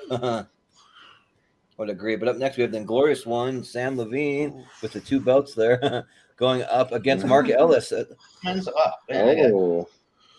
So included in Mark Ellis. I'll just give a little spoiler. I did not include Christian. I just wanted to include one of them because I only had limited slots. But we do have Baby Carrots. So I believe is it Steven or is it you? Me. No, it's me. This is a tough one, but I think I'm going to go. I've just always been a fan of Sam Levine ever since I first heard him on like Doug Loves Movies a lot, and like once he got into the Schmoedown, I was very happy about that, and seeing him get to the point where he kind of started out just having a lot of bad luck, not winning the matches he wanted to win, but then like eventually getting double belted like was really, really cool. And and I am still one of my favorite things is when he sort of Richie, like he had like sort of Money in the Bank type thing and like cashed it in and played Dan like right after Dan had a match. Like that stuff was fun. Yeah. They had a double match like that. Like all that stuff was a lot of fun. I mean, obviously it was planned out, but that was super fun. So, and I really enjoyed that, and I was rooting for him. So yeah, I'll go with Sam. This one's tough for me because like Mark Ellis, I feel like we would have a lot in common. Like he's a stand-up comedian. Like all day long, I'm just listening to like stand-up comedians and podcasts. And then he's really into basketball. I'm a huge basketball guy. And then he's really into like classic rock and Van Halen, like all that stuff. I really, really like. So I feel like maybe in another dimension we would be like really good friends. but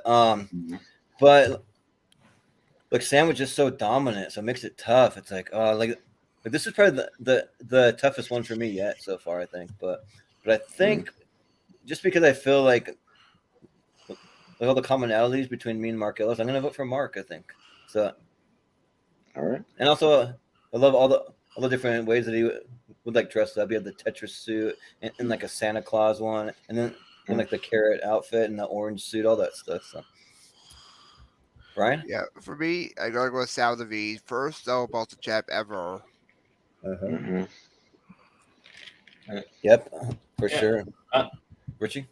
This is hard. I've actually, I've talked to Ellis a few times because like the common connections with people like that are well connected in Australia that work with him, and I've sort of been able to talk to him a few times. But like maybe it's like, but in terms, and he's a really good player. I just don't feel like he is probably as motivated as a lot of other people. So he probably just wanted to sort of be more behind the scenes guy. But he could have been a champion if he sort of stuck out, I reckon. But yeah, Sam Levine's a cool story. Yeah, he was sort of started out sort of being a guy who sort of had potential, but wasn't living up to it. But yeah, then he just went on this tear. Yeah, it's just a really cool story. He became one of the best in the league, and yeah, and even finding he's engaged to Reggie Cushing, right, or married, isn't he? Yeah. Yeah. So and that's cool. That's a really cool story. How like the Schmoedown has become a huge pivotal role in his life. But yeah, like even before the Schmoedown, I obviously knew him from like Freaks and Geeks, and yeah, he's really entertaining dude. So yeah, Sam Levine. Well, he used to just go to the Schmoedown just to watch because he was a fan of trivia, and then like they said he should play because he would do trivia stuff on Doug Benson's podcast. And they're like, I think you'd be pretty good at it, Sam. So you should probably just play. And he ended up being very good. Yeah. Well, it was the first competitor that like kind of felt like sort of like a celebrity, like. Like, hey, like the Schmoedown's getting big. We got a minor celebrity here or whatever. So yeah, but yeah. Steven? Yeah, this is tough. Sam Levine was in an episode of one of my favorite TV shows of all time, Person of Interest. Oh yeah, it's a good show. Yeah, I love that show. But Mark Ellis is awesome. He's funny. The second live event I went to, he said it was nice to see you again, and I didn't tell him. I didn't tell him that this was my second time. So I was like, wait, does he actually remember me? Because I'm like, first of all, I'm not a big personality, so I'm not someone that usually stands out in the crowd. And he probably meets so many people in a day, that for him to like remember me is kind of impressive. Yeah. So I'm gonna go with Mark Ellis. Yeah. Well, sounds good. What are the votes at? I believe 3-2 for Sam, just barely. It was very, very close. Yeah. Like Sam, like what I always remember is that like even when he first came on, like he was almost afraid to even trash talk. Like he's such a nice guy that like he didn't even want to trash talk. We were trying to get him to, and like he would just say like nice things about everyone. But he's gotten really into it now, and like now he does all the trash talk. Yeah, now he's really good at it. Yeah, right. But next we have the Mance Man, Scott Mance, going up against Classic Clark Wolf. All right. Oh, that's another tough one. Yeah, the other half of the Shire Wolves. So I believe I'm up first, right? Yeah, Jordan's first. This one's tough because, like, I always like how they kind of refer to Scott Mance as the mayor. Like, they say whatever event he goes to, going around saying hi to everyone. He's like so friendly and that has this big like outgoing personality. So I really like that. And then like nobody knows movie release dates. Like Scott Mance, like movie release dates or whatever. Like he had his face on a wheel slice because of that. And but Clark Wolf just knows everything. Like she probably knows movie release dates and like every single category on the wheel. Like she was just a beast when she came into the league and like stayed that way the entire time. Like seeing her team up with Mark Riley and then do the Shire Wolf. Like it's just a really fun storyline to follow. It's one of those competitors that was always really compelling to watch. So I got to go with Clark Wolf, I think. Brian? For me, Clark Wolf. Yeah. Richie? I'm probably maybe a little hot take. I don't want to. Scott Mance is really good movie release dates, and he's obviously got huge anything, like really huge personality. I do find him grating sometimes. I can only take doses.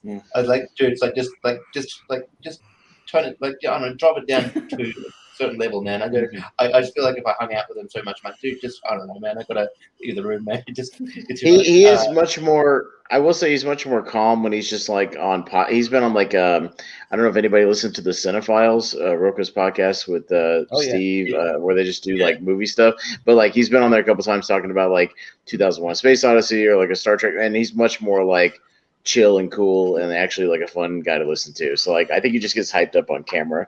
Like I think it's just more like a camera time thing. Yeah. I guess so. But and I also like he's part of like one of the worst. Like he had that match with Howard Rodnick, which is fucking terrible. yeah, right. Like he was terrible, but he had a really good personality. But he lost every match he was in. Yeah.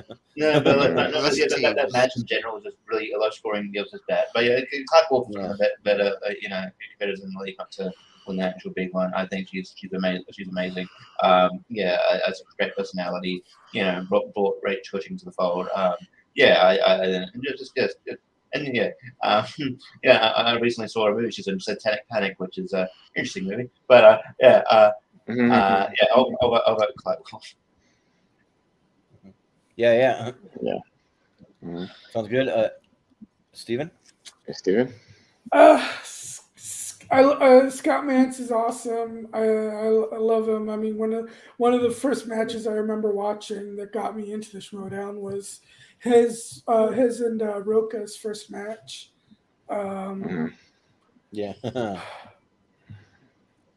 He is a current truck hater, so he's got that going against him. Yeah. I'm just kidding. That's not the reason why I'm not voting for them. Just because, Clark Wolf is, one of the legends of the game. So, and I do love movie release dates, though. So it's hard to vote against Mance. But I'm going to go with Clark Wolf as well. Yeah. Sounds good. Austin? I'll throw a vote for Mance just because I have a passion for movie release dates too, and I kind of relate to that with him. Like I've always had a passion for that. Like we do have a game at my job where people have figured that out, and they'll just walk by me and just name a movie real quick, and I'll just tell them the date really fast, like, and just walk away, and then they go and look it up and see, and it's a lot of fun. So we share a passion for that, so I'll give it to Mance, but Clark is going to move on. I mean, I don't know the exact date of movies, but I'll know what year. Well, no, not like the premiere date, but yeah, I do the year thing. Yeah, I don't know, like, oh, it premiered on December 1st of whatever. No, I don't know that and shit. I remember when I was doing that day, I was wearing my favorite jumper. It was Right. Yeah. Well, like usually, like Scott Mance has even gone as far to like say what the weather was on that they did. Like it was a sunny 62 degrees outside when I went to go see it. such and such movie theater. He knows the theater he saw, like all that. Yeah. Well, I can usually remember what movie theater and when I saw movies. Like I have a pretty good memory when it comes to that, but like I can't remember like what the date was, what time of year it was. Yeah. I'll have to challenge you to movie release dates at some point because I'm good. That's my strength as well. So, Yeah, it's my strength. We all need to. Yeah, we all need to have one. It'll be fun. I love movie release date stuff. I always had a passion of it since like I used to just look at the back of VHS boxes and see like the copyright date thing on there, and just for whatever reason just clicked with me. So that's what I always used to do. Well, I'm good at the years because I used to keep track of all the movies I watched each year and stuff. Oh yeah. Gotcha. Yeah. But all right. But Clark Wolf moves on it. For some reason, I feel like it would be a bit of a crime if Clark Wolf didn't at least make it out of the first round. I just feel like I feel like she deserves it. But next we have Stacy Howard going up against Alex Damon. All right. So, and it's Brian first. Brian. So. Yeah. For me, gotta go with Alex. The longest way he was the longest reigning Star Wars champion for a reason. Yep. Yeah, that original belt. Alex Damon's the longest reigning Star Wars champion in the division I don't care about. So, and Stacy Howard. Stacy Howard's very underrated. Like she'll just like you don't know. She'll just pull up these answers from nowhere, and like she has these really good wins on her resume, and she's really good at character work too. And it comes off like I think she'd be great. She just comes out of a person who'd be great to hang out with. So I would say Stacy. Yeah. Yeah, for sure. Steven? Alex Damon is probably like the one Star Wars player that I probably could vote for, but I do love Stacy as well. So I'm probably going to go with Stacy, actually. Yeah. Austin? I like Stacy, but I feel like if we're going to put at least one Star Wars player through, we have to put through the best one there's ever been, the man who put that division literally on the map, and that's Alex Damon, I feel like. Yeah. I mean, he might be the best Star Wars player, but I don't know if I would say he's the one that put him on the map. I think, yeah, I know, but Sam Witwer is like so flaky. He only really did 2 or 3 matches, and he never came back to do anything with it. Like Ken Knapsack didn't either, and Alex came in and showed like what really true knowledge I think was, because I think the other guys just had that surface level shit, but he like knew everything. That's why he dominated for so damn long. Like I don't know. Like I feel like the Star Wars division was kind of a silly sideshow, and he made it like for real. Like he made it serious. Like where people wanted to like challenge his knowledge. You know what I mean? Otherwise, it was just the people kind of doing the silly side matches, like to me personally, if you think about it that way, he made people want to get into the Star Wars division and challenge him. Well, Stacy Howard, I think, is a lot of fun. Like one for all the character work that she does. Like she does a lot of Kurt Russell characters. She did like the Big Trouble in Little China. She did the Snake Plissken here. But the thing I really like about it is that she like openly says that she never studies for any matches. She just said that she watches movies that she likes, and then she just goes and does movie trivia. So she can be hot and cold sometimes. Didn't Kevin Smith almost TKO'd her? Yeah, I think so. Yeah, but he got TKO. She got TKO by him. Yeah, but. I feel like we just can't crap on the Star Wars like 100% of the time. We got to have at least one representation. So I feel like Alex Damon's probably going to be the one for me. So for as much as I like Stacy Howard, I think I got to go with Alex Damon. I think so. All right. Yeah, it's close, but 3-3. Yeah. No, it's 3-2 for Damon. Yeah, right. So but barely. Yeah. He might not make it that far, but I feel like Damon deserves to at least go into the second round for what he's done. Like he's been the guy. And he's played in other divisions, I guess, as well. He's not just a Star Wars. Yeah, he's done well in Inner Geekdom too. Like he's done pretty good. Yeah. We played in Inner Geekdom. Yep. Mm-hmm. Yeah, I just barely watched one of the matches between him and Mike Kalinowski where they're like going back and forth. Like they're like well, like if Star Wars is on the wheel, are you going to respin? Or if DC's on the wheel, are you going to respin? Or Like they had like a whole like back Or and forth Bond. thing like That's that, another. Well, Yeah. Bond's not part A of Bond. the Geekdom. Yeah, What yeah. is it? I Which- can't remember. And they redid I it. think it is, I don't know yeah. what it is Yeah. now. Yeah. Yeah. I'm pretty sure it is. Yeah, yeah. But Mhm. so next though we have John Roca. I just threw in the little picture when he's with the Rock, but I was like, what the rocks? like holding his belt. Yeah, but John Roca up against David Del Rio. So it might be Oh, come on. Is anybody voting for Del Rio? I gotta be No, honest. no. I don't think I've ever seen any of Del. Yeah. Del Rio's matches. I'm sure he's a nice guy. I've seen But it. is anybody doing this? Can we just skip this one and put Roca Yeah. through and just save some Yeah. time? Oh, yeah. David Ray is a nice guy. He's okay. He's not bad. He's fine, but yeah. He's fine. He's But he's fine, but very, yeah. He's very unassuming. Yeah. Yeah. Yeah, I feel like it. Like if we don't put John Roca through, it'd be a little disrespectful, maybe. Mhm. Right? Like, Yeah. Yeah. All right. Yeah. We'll skip that one and save some time. We'll get to Roca later.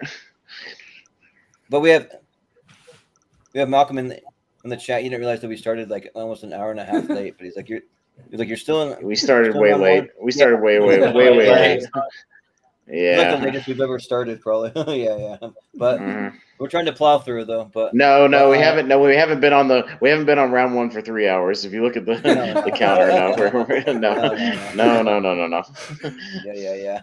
But we have the Wild Man, Josh McCouga going up against Amaro Moses. All right. Oh. Oh. I'm Dang. friends with Amaro. Silent assassin. Biased. Yeah. Yeah. He's been on the show about 3 times or something. So yeah. I mean, you can vote for personal bias. You can vote for any reason, but Yeah. we'll see what happens here. Richie, well, speaking can. of, All we right, can all if you want right. to. If you want another hot take, though, I guess I know why he's I've never got Josh McCouga. I think he's like, I mean, I get why he's like the personality wise. I just again, we like to I find him grating, and then like he's not really good at trivia and stuff, and he just has these like sort of and about movies and stuff. He just has these really cold takes about stuff, and just like. He's just He so does negative. kinda, yeah. He's just so negative about shit sometimes. Just like, I'm just Yeah. like, yeah, just kind of It's just true. kind of, I don't know. I'm just like, I get the wild berries are fun, but but yeah, Amaro Moses, great guy, a great player. I'm glad he's having this great success. He deserves it. So I'll go Amaro. He especially has a hot take about professional wrestling and calls them garbage people or Yeah, something. yeah, It's like, Yeah. really? He doesn't Yeah. get stuff. It's very black and white. Yeah. And he doesn't get nuance. Mhm. You're gonna piss people off sometimes, Josh. Even though you're like a fun guy, like seems like you'd be fun to hang out with. But Anyway, let's move on. I don't think he would. Yeah. I would get another. yeah. Yeah. Steven? Steven? All What do you right, think?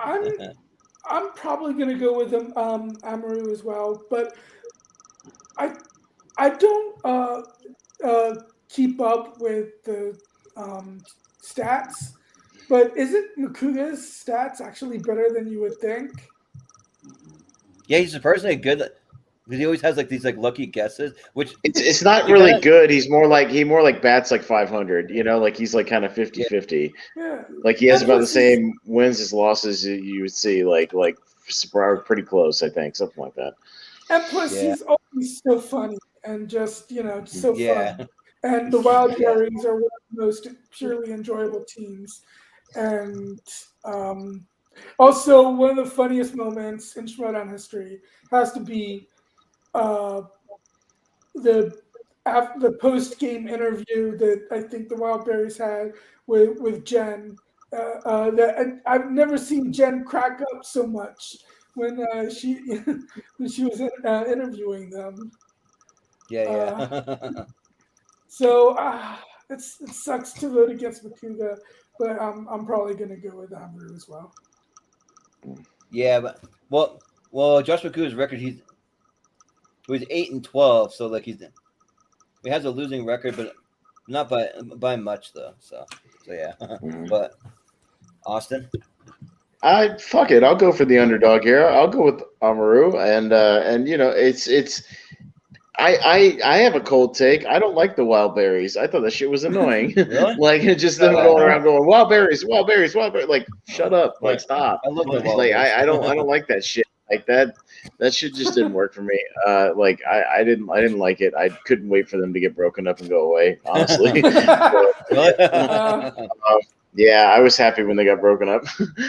So yeah, I'll vote for Mr. Moses. Well, very small spoiler. Like watch the spectacular. You might be annoyed boy. again. Oh Jesus! Oh Yeah. yeah, I'll have to fast forward.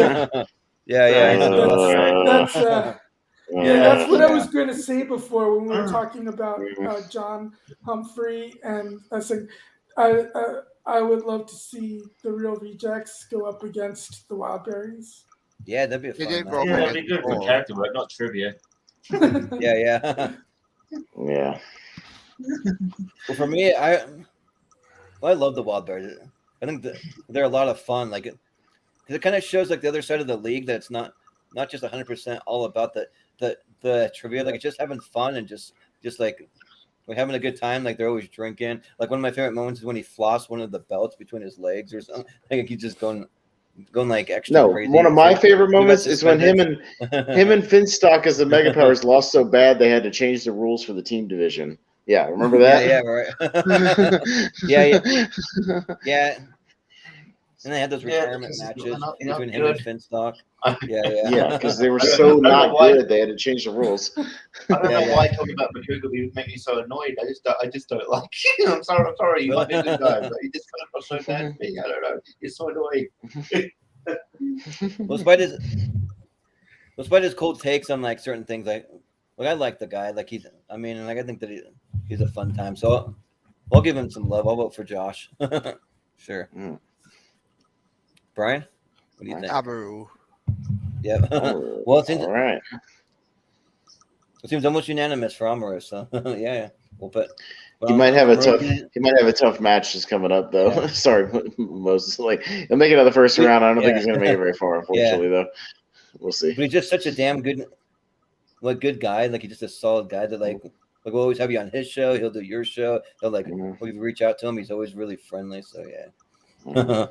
But next we got GTE, the Little Evil, going up against Andres Cabrera.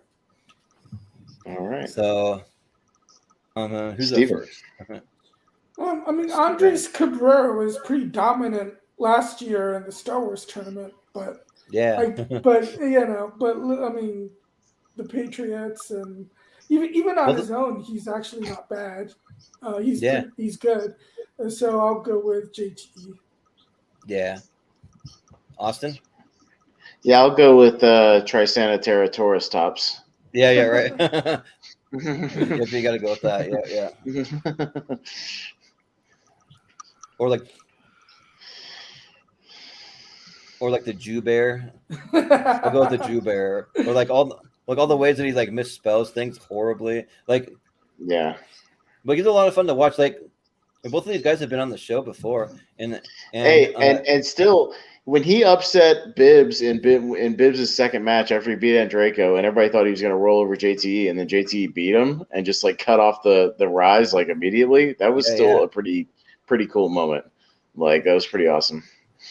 Yeah. Like I wish I could remember the line that Tom Dagnino said about JTE during the trial of JTE, just saying like the fact that his client's on a trial like is an error or like some kind of crazy line or whatever he said. Mm-hmm.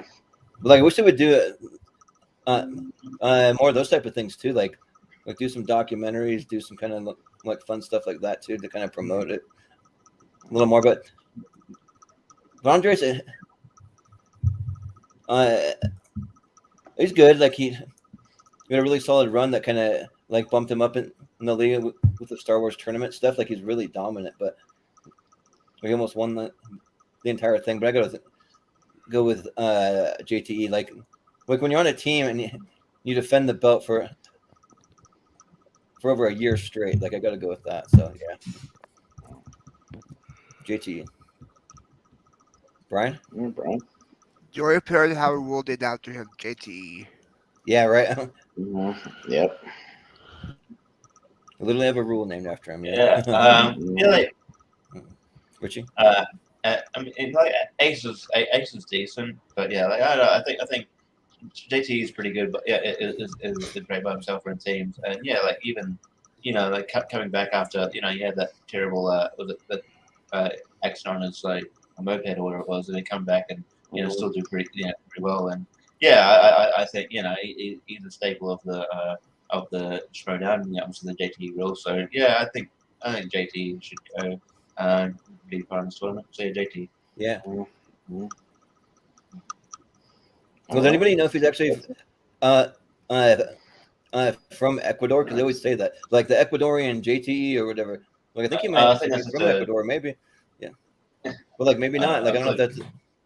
I feel like it's I just don't know if it's like a in-joke running for joke or him something. getting Yeah. that I thought it was just like a running joke from like the Schmo show or something like that. Yeah. Well, last name's Tapia. Kind of sounds a little Spanish, but I don't know. Oh, and I'll have but to if ask you him watch like, sometime. and also back in the day, if you want to go back watch it, they pull up when the Schmoes pull a prank on JT and have like Roddy Piper slap him really hard. Oh yeah, yeah. Yeah, watch it. Yeah. But yeah. That's classic. but yeah, you vote Steven?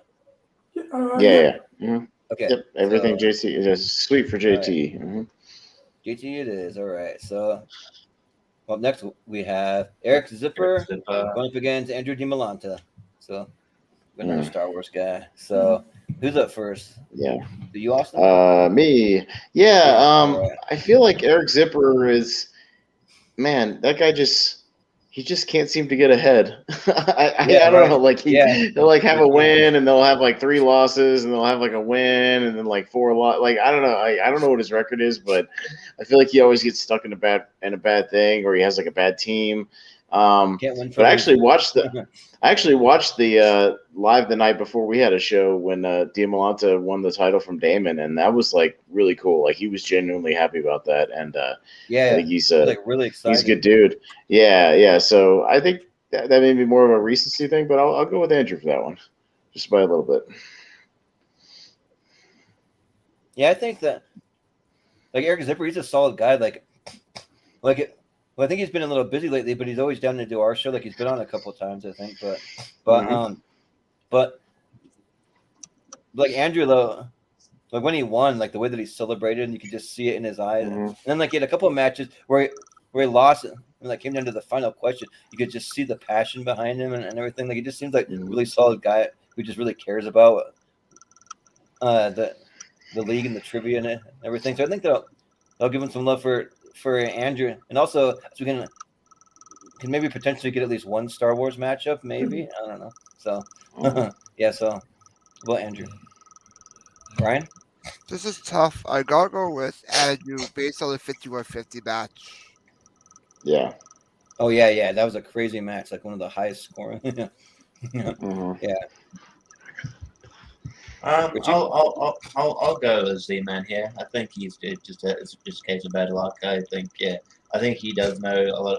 He does have a decent base of knowledge in there, but yeah, he just can't string together enough wins. But yeah, but I think he's a decent player, so I'll go. Yeah, I think it'd be fun to like see Winston Marshall come back into the league and team up with Eric Zipper again, and like have the like what do they call it, world's finest or something?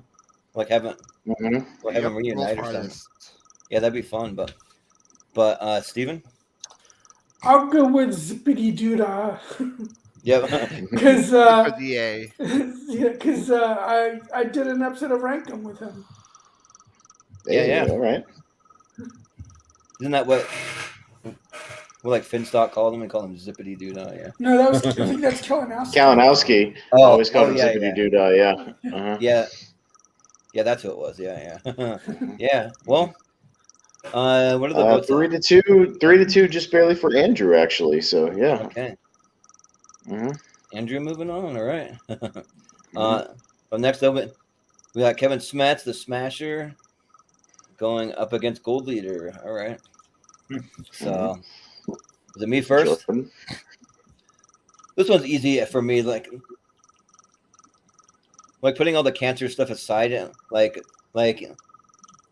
even without that, Like, he's just a really solid dude. Like, even before that, like, I would reach out to him all the time, and he always responds to like all and every fans almost every single time, and like he just really cares about the league, like just all the passion that he has, and like some of the like really crazy matches between like him and Chandru, or like just classic matches, and like just seeing like all of his character work, how it's just so intimidating. Like, I wouldn't want to go up against him.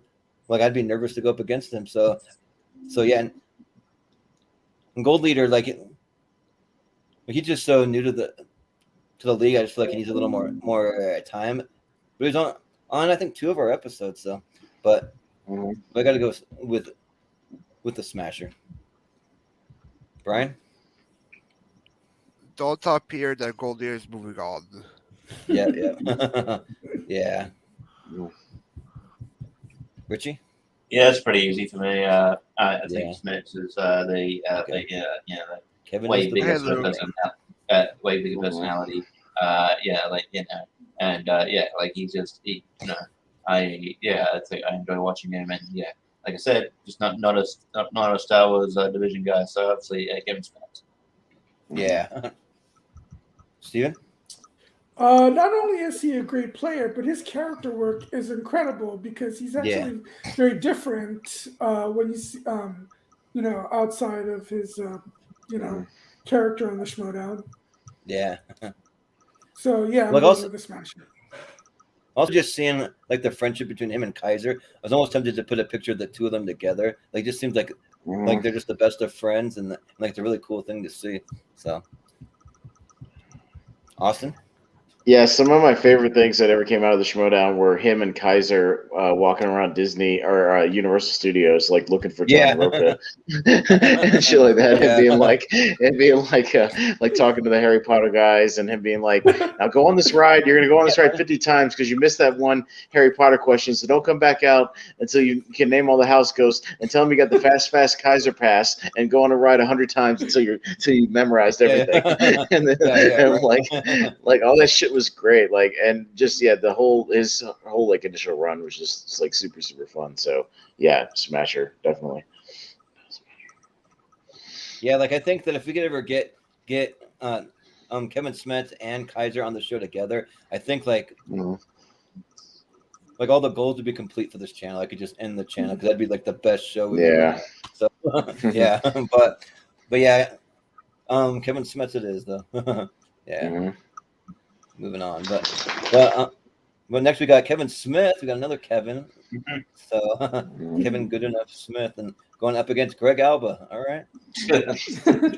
Kind of interesting. Like, Greg Alba seemed like he just seemed like a guy. He seems surprised. Kevin Smith. He seems surprised he's going up against Kevin Smith. Yeah. Yeah. Right. Kevin Smith seems surprised he's in a tournament fight. Honestly. Yeah. Right. Like, what am I doing in a tournament fight? What am I doing here? But I'm Silent Bob, so I can't speak. Yeah. Yeah. But who's up first? Brian. Brian. Yeah, for me, I gotta go with Kevin.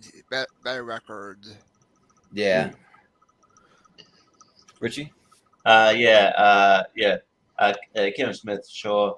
Greg Alba's like fun with like the character work. But yeah, bit better knowledge base, and Kevin Smith. Yeah. Steven? I mean, yeah, obviously, movie-wise, I'm a huge fan of his. He's also he's actually turned out to be a pretty solid player, too. So, and because of his nickname, I always, whenever I say, good enough, I'll often, not always, but I'll often say, Kevin Smith. Yeah, right. So, yeah, I'm going with Kevin Smith. Nice. Yeah. Austin? Yeah, I'll go with Kev. It was kind of cool when they finally actually got him on the Schmoedown after trying forever, and the fact that his first match was against Chris Jericho was a lot of fun. Having them two just on there was really great. And no, it's kind of cool that he's been pretty consistent with the Schmoedown. Like, he can't be on there every other week or anything, but the fact they've been on to get him up, at least 3 or 4 times now, something like that, is pretty cool. So yeah, I think 4 times. Yeah. Yeah. Right. his record's 3-1, and he has 2 TKOs. So like he's done really solid. So yeah. and yeah. Well, Greg Abbott was a lot of fun. Like I love some of the like entrances from the real Rejected had some pretty funny ones, but Kevin Smith, like it's cool just having him in the league, and then the fact that he's actually good too, and like seems to really care about it. Just the fact that he's so busy that it's going to be hard to nail him down. But whenever he has a match, like it's always like a fun one to tune in to for sure. So yeah, I'm going to go with Kevin Smith. All Also, right. I think that he's This is done some sweet. of the matches high too. Like he's like smoked weed and like done it high. I'm sure he has. I'm sure a lot of people. Oh, I'm sure. Yeah. He's in his own house. He's in his house. I'm Yep. sure he's doing it. Yeah, I'm sure he's Oh, smoking weed in his house. Yeah. Playing the game. You got to relax and have a good time. Yep. Yeah, I do worry though that now that they're not going to do any more digital matches, that means he's probably not going to be on. Oh yeah. Possibly. You never know though. Crazier things I don't happen. know. It could be. Record live. Yeah. I mean, Sam Levine like was a friend of Kevin Smith, so you never know. But next we got Liz Shannon Miller going up against Perry Nemiroff. Oh, Oh, Got okay. a good female matchup here. So yeah. All right, Richie. I really like Perry Nemiroff. She's one of like sort of the probably one of the great personalities coming out of the sort of the Collider era. And like she's got some good wins on her record. She knows the stuff. I think like maybe the pressure of trivia sort of gets to her sometimes. But I think she's got a good knowledge base and probably is a lot better than her record sometimes shows. But Liv Shannon Miller is really underrated. Man, it's hard. I think I know where I was going, but I'll go Perry Nemiroff. Yeah. Steven?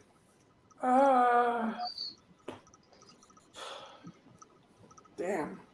I really love Perry, but I love Liz Shannon Miller too, and Yeah. she and Ethan Irwin are a great team together. Yeah, they are. Yeah. Mhm. Lightning time. I'll go with Perry. Yeah.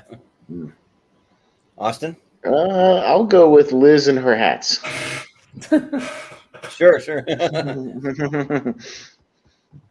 Well, Liv's another friend of the show that's been on a couple of times, but Perry though, I'm gonna go with Perry because she did my favorite intro of all time, the Billy Madison one, where like, do you have any more gum? More gum, more gum. They like did the whole entire thing. They had Josh McCool come out as a clown. They had a bunch of people involved. So like I kind of missed their like time with like Tough Beats too, like when they did the like Collider rap to like the Collider music, like it was a little cheesy, but Oh God, that was horrible. Yeah. That was so cringy. Yeah, That was awful. Sick. Awful. like it was cringy, but at the same time, like the fact that they're willing to like attempt that. It live felt on like on camera. It felt like I was a like, cool oh, uncle sure. trying to get down with the kids. You know what I mean? Oh, Oh yeah, yeah, yeah, guys. Yeah. Yeah. MTV. We're cool. Ugh. Cool dance, Yeah, that was cool. bad. No word. Yeah. Right. Mhm. But Mhm. I'll still vote for Perry. Yeah. Brian? Yep. For me, I'll go with Perry. She has great upsets, and also loved her picture there. Yeah. Mhm. Pointing to the little tattoo. Yeah. I thought that was All showing right. how. I thought it was showing that she got vaccinated or something. I didn't even see the tattoo. Oh yeah. Right. Yeah. Mhm. Well, Perry it is. All right. So we still have Paulo Yama going up against Lon Harris. Ooh. Are those absolute war? Mm. All right, Steve. The fact that they were teammates, this is kind of funny. Yeah. Yeah. All right. So Steven. Paul is probably the better player, although Lon's pretty good too, actually. But Yeah, they're I'm both, going to go with Lon because his character work, he's so funny. His Yeah, character so work good. is why I'm going to ultimately choose him. He's just one of the most entertaining players. and Lon's been on our show a couple of times too. So yeah. Austin. Yeah, I'm not a biggest fan of the delinquent character, but like, goddamn, when he was the professor, it was some of my favorite character shit. It Was it ever like when or like talking about this like when he would just be like, I don't know much about ninja transforming turtles, or but where's all the questions about German expressionism and French cinema?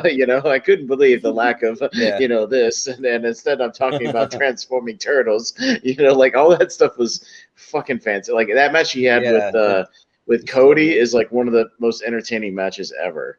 Like with Cody Hall, was fucking great. And like it's, dude,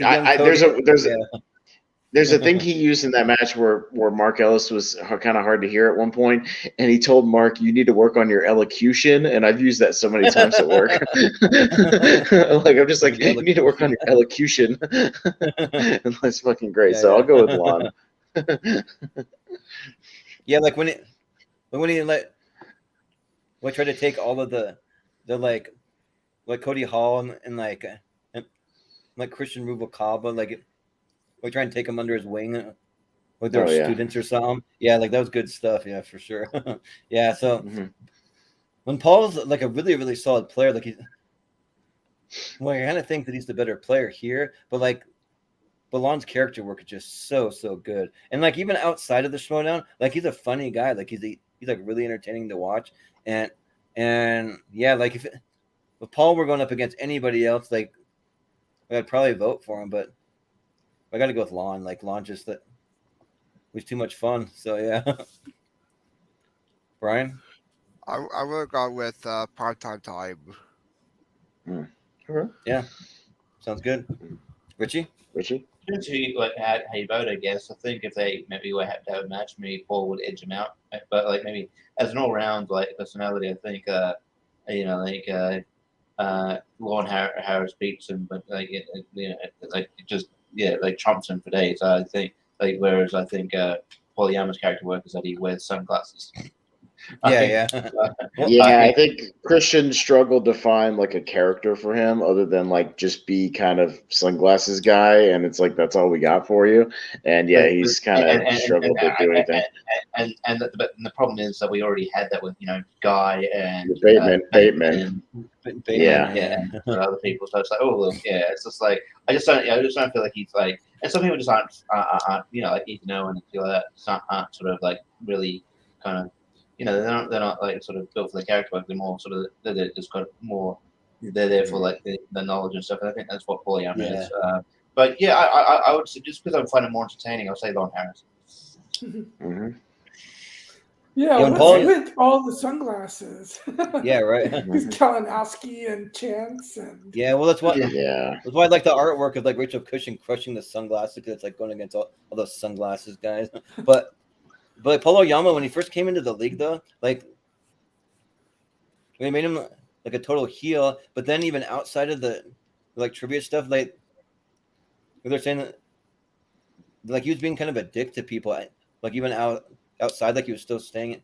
Are you sure? Because his character, because they had to have him like issue apologies to people too. They're saying but I think like Polo Yama kind of took it a little far, and like he had to apologize to like several people. Like he went a little far. Like he didn't quite understand it. I don't know if that's for the show only. I don't know if I believe that anymore, because I've seen like Chandru, there is buddies up with them after the show too, and they tried to make the whole Twitter thing. They tried to make it look like, I thought for a while I actually bought that people really didn't like Chandru. Yeah, well, it could have been a story, but look, I'm backstage. I buy it. I don't like him.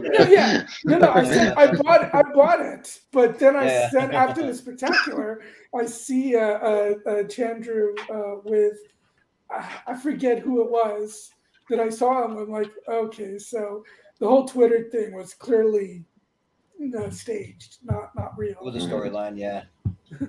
There's certain things though that I believe that when they actually happened, like when Ken Knapsack turned on Rachel Cushing, I was like, what a dick! That guy's like a total dick. Like, come on, it's a storyline. Like, come on, Jordan. Like after watching it, like a second time, like okay, you can tell, but it's totally staged. Yeah. If you were as big a wrestling fan as me and Richie were, you would see that coming a mile away. Come on, he shows up late.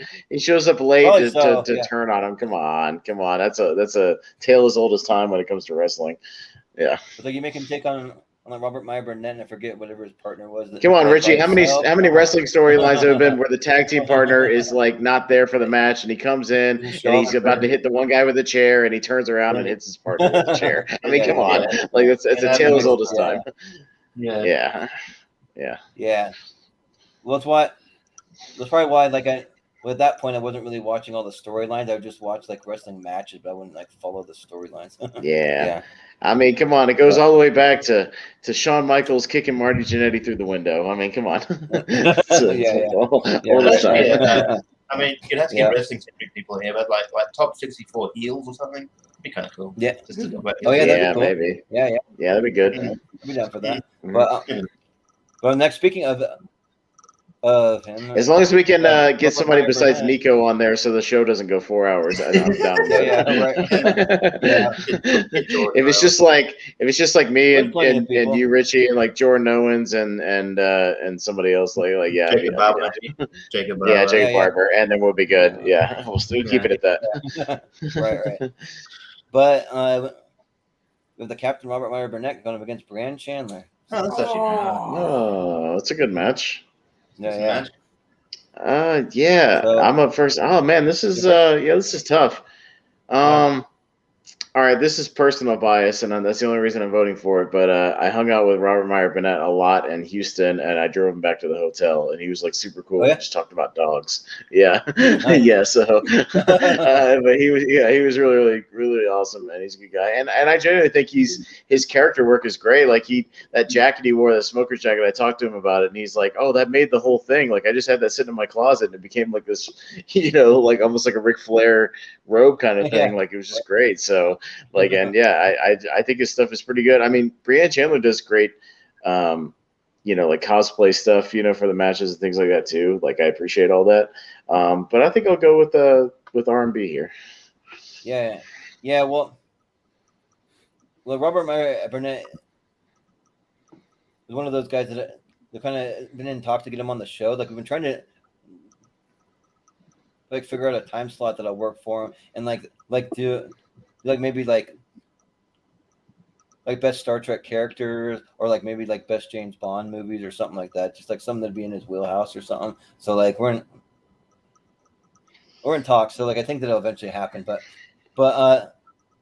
Brianne Chandler's fun. Like she kind of low key won one of the free for alls, even though she like came in kind of late into the free for all to kind of win it. But like she did win one of those. And also, I've always had kind of like a low-key crush on her too. Like I always thought she's kind of cute. So for that reason, I'll just vote for Brianne Chandler. Sure, why not? Brian? Yeah, she wasn't unattractive in her Buffy the Vampire Slayer cheerleader outfit. I'll say that. No, for sure. Or like the Kill Bill suit, or like any of that stuff. Yeah, right. Yeah, I'll go for Burnett. I love his heel work. Yeah. Richie? Yeah. I haven't been watching like sort of lately. Has Meyer Burnett come back since he got taken out because of the issues with what he said about that Lives Matter and shit? Has he come back? I don't think he's been back since then. No. Okay. It's just a shame because I feel like, I understand, but like I think enough time's passed. I'd like to see him back. I really like his character work. And you're gonna bring him back for a redo. And he was low-key a decent player. Like he's a decent player.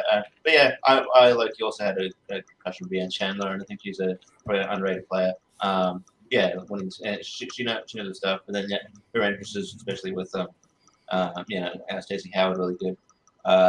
So it's hard, but I will go with Brianne Chandler. Yeah, like I always kind of think of Robert Meyer Burnett like a pseudo kind of spirit of John Schnepp, because they were like such good friends and run a team together and stuff.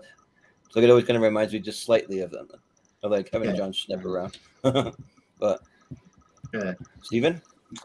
Yeah, I liked I've liked when Robert Meyer Burnett would be on the John Campea show, but since Campea now wants it to be an in-person thing, he doesn't want to make the drive. He's not on Campea's show anymore. But I'm gonna go with Brienne Chandler, but I will say this: Robert Meyer Burnett's match with Tom Dagnino is one of the most funniest, most enjoyable matches. One of the best matches. Mm-hmm. Yeah, well, and I'll give you behind the scenes of that at that first Houston show at the VIP thing. Like after the show, when they had the little Q&A with Christian and Mark, he let everybody in. He was like, "All right, so guys, there's a match coming up, and you could probably figure out who it's between. But I got a text message from somebody when they were filming it saying, giving me the score, and Christian was like, "Oh, that's the score out of the first round." And he's like, "No, that's the score for the whole game. That was the score at the end of the game." And he was like, "You're fucking like." You're not serious, all right? And he's like, "Oh yeah, no, really?" And he's like, "Oh my god, that's gonna be a disaster," but in the best way, like a car crash. and then everybody kind of figured. And then people started shouting out. They kind of figured it out. It was the Burnett like Dagnino match. They could figure it out, but like it was like, oh my god. And so when it debuted, I was like, "Oh, I have to see this." It was a train wreck. A total train wreck. Yeah. Mm-hmm. One of the lowest scoring matches that there's almost ever been. Yeah, ever. Yeah. Mm-hmm. Yeah. But what are the votes at? 4-1 for Brienne from Miss Movies. Yeah. Okay. Mm-hmm. Sounds good. Should be getting close to the end here, right? Yeah. Mm-hmm. I won't say any, one or two more. I won't say anything more than just this though. Like speaking of John Campea, there's a reason why I don't watch his show anymore. He's kind of rubbed me the wrong way, and like some stuff involving Robert Meyer Burnett too. But that's all I'm gonna say though. I don't tune into him anymore. I thought those two were friends. Well, they're friends still, but like still, just like some like things with John Campea. We can talk off air, but anyways, but we have Marisol McKee. I just put that because it's a cool picture with like her and her manager there. So and then going up against Robert Parker. All right, yeah, Jordan. So, this one's really tough. We've had Robert Parker on the show before to rank some comic book movies, so that was fun. But like, man, like Marisol McKee's becoming like a dominant force lately. Like, man, she's just so good. And like seeing her team up with Adam Collins too was a fun time. I've been trying to get Marisol on the show. Like she said she wants to do it. She's just really busy. But and even Adam Collins said that he would try and help me out and try and talk her into it. But yeah, like this one's tough though. Like I just think that I like Robert Parker just because he's a different character. He just plays up the real nerdy type thing, and like he's kind of like a low key like for me. Like when I look at him, I don't really feel that intimidated by him. Like he'd be very good at movie trivia, but man, he's just so freaking good. So I got to go with Robert Parker. Yeah, right? He's the definition of, and I love Robert Parker, but he's like. He's a pipsqueak, you know. Yeah, right. Like, right. Like he's one of those guys that could just get you know, could slightly just get to you. Yeah, but no, I love Robert. Sorry, Brian. I just feel like a guy could stuff into a locker, but then he would just like. But he'd kick your ass on the test, but you need him to cheat off of. Yeah, the test. Yeah, right. Yep, exactly. Yeah. Brian. Yeah. Marisol Kurt, first women's champion, current champion. Yeah. I feel like it's I like Robert Parker a lot, but yeah, like you said, I feel like if you just told someone draw a nerd, you draw something that it would look like Robert Parker. Like, okay, you're like, oh, you know Robert Parker, like no, like it would be like, but yeah, he's very unassuming, but yeah, he would definitely. You'd need him when you want to cheat on test. But yeah, but I don't know. This is very hard because the Marisol McKee. I like Marisol McKee's character work, and she's really, you know, in a short time, come a long way. I'll say Marisol McKee, but I won't be mad if Robert Parker goes through. Yeah. All right, Steven? I wish I was a part of the fan leagues way back when Parker and some of these other guys were in there, because it would have been cool to have been a part of that. Yeah. All right, these two are. This is hard. I'm gonna go with Marisol for the simple reason that she's a fellow Philadelphian. Yeah. Okay. True. Yeah. Yeah. You can vote for any reason. So yeah. Yeah. Austin. Yeah, and I'll vote for Parker just because we hung out in Atlanta pretty much all weekend. He's a fucking super cool guy. So yeah, that's the only reason. Yeah, it's actually funny. I remember going to the stand-up show. Yeah, no, he did like a before 10-minute stand-up set, and he was great. Yeah, Okay. he was really funny. Really? He had a dolphin bit that was gold. Yeah, like, he was really funny. I'll tell you about it later if you want to know. But yeah, he was really funny. And Roka, I thought was funny too. There. Oh yeah. Yeah. But Marisol is gonna squeak it out 3-2. Yeah. Oh, sorry. Go ahead, Squeak it Jordan. I was just gonna say that I've always wanted to see what Robert Parker's like outside of the Schmoedown, because I've only seen his on-camera stuff, but it seemed like he'd be like a totally different guy in person. Like it's just a character. No, he's just like a chill, like regular dude. Yeah, he's just a cool, Yeah. like chill guy. Yeah. He's very humble. Yeah, he's very humble. The only thing I said when he jumped up on stage in Atlanta and did like his promo where he kind of sort of debuted is he forgot to say his own name. And then when he came back, like I was talking to him about the show and I was like, bro, that was a really good promo, except for one thing. And he's like, what? He's like, you didn't say your own name or who you were in your promo. I was like, it's kind of important, just like if you're gonna cut like a wrestling promo, you gotta actually say your name. Kind of key.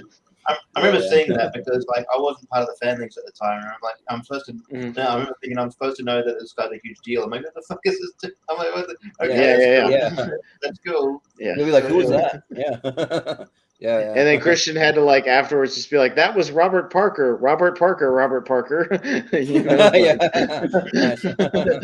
Yeah. He forgot to say his own name. Nice. So yeah. Well, next we have Video Drew going up against Adam Collins. Oh, they do a podcast. Yeah, right. Yeah. Yeah. We literally do a podcast together. Yep. So, all right, Brian. Yep. I'm gonna go Adam. I watched that Deception Civil War. Mm-hmm. Yeah. Sounds good. Mm-hmm. Richie? I fucking love Video Drew's character work. I think it's like one of the most entertaining in the Schmoedown. But a humble brag. One of the first matches in the fan leagues was Untitled Trivia. I had a match with Adam Collins. I took him to overtime. Didn't realize it. Hey. Nice. But didn't realize how good he'd become. But yeah, super nice dude, super chill, really great guy.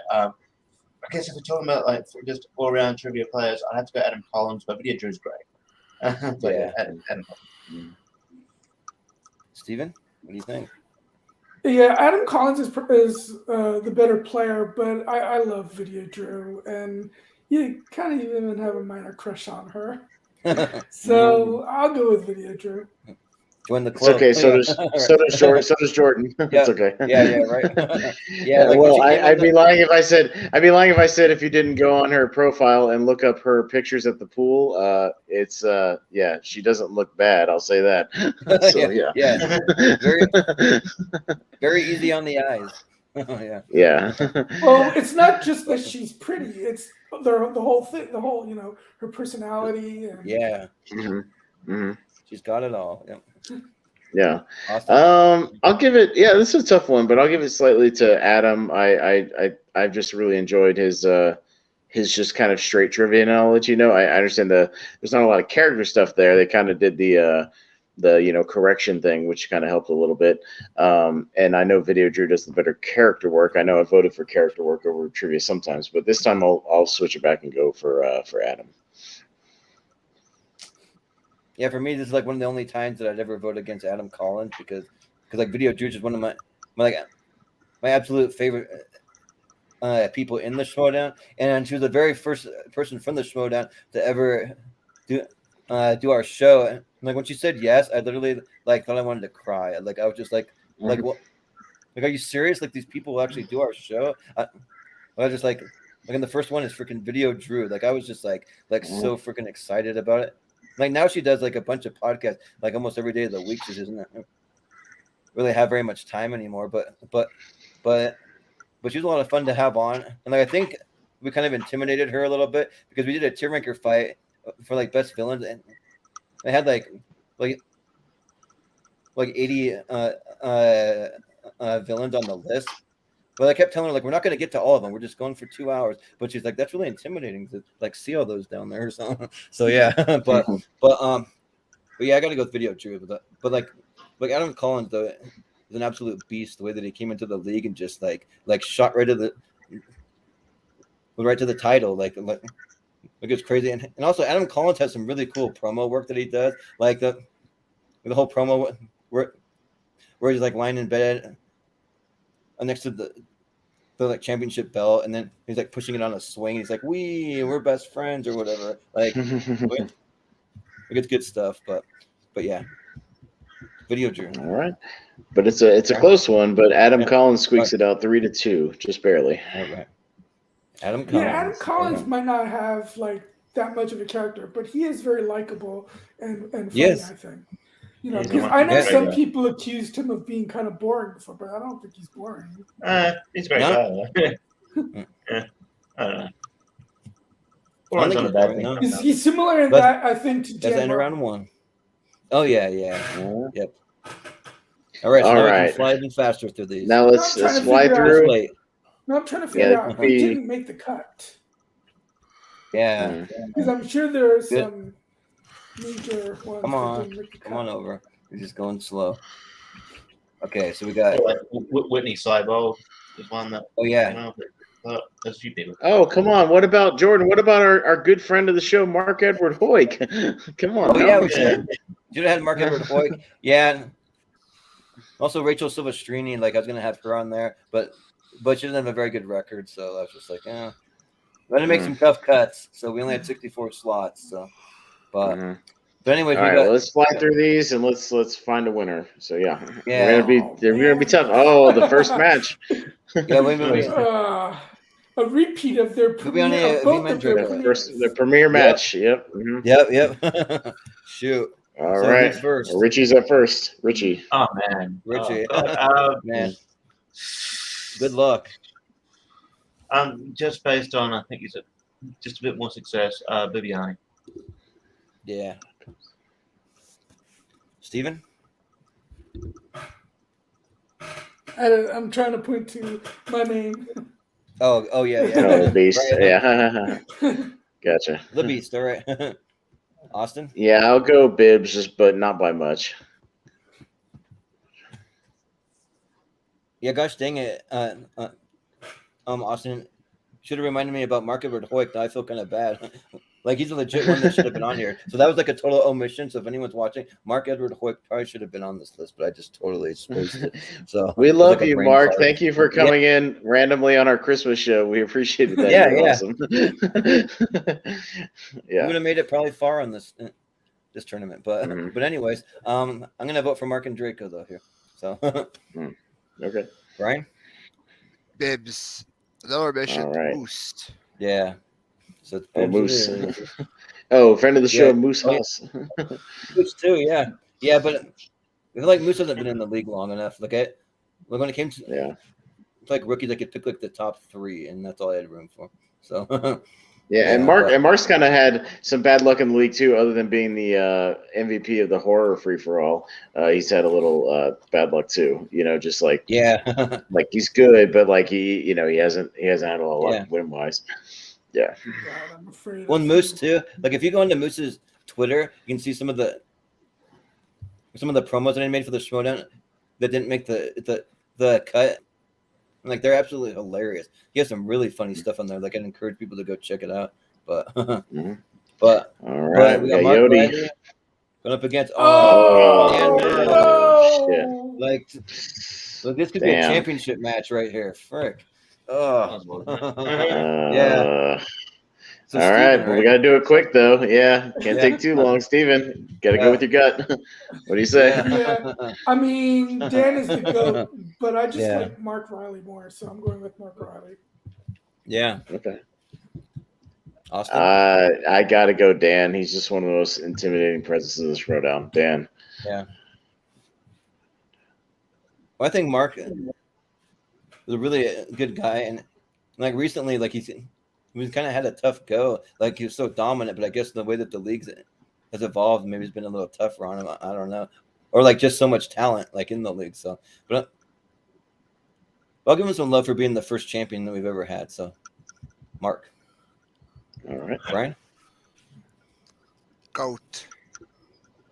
Yeah. All right. Yeah. That's all you got to say. Yeah. Yeah, Richie?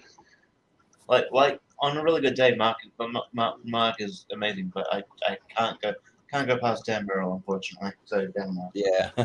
Yeah. Well, you almost made it, Riley, but it's Mhm. Dan Murrow. Yeah.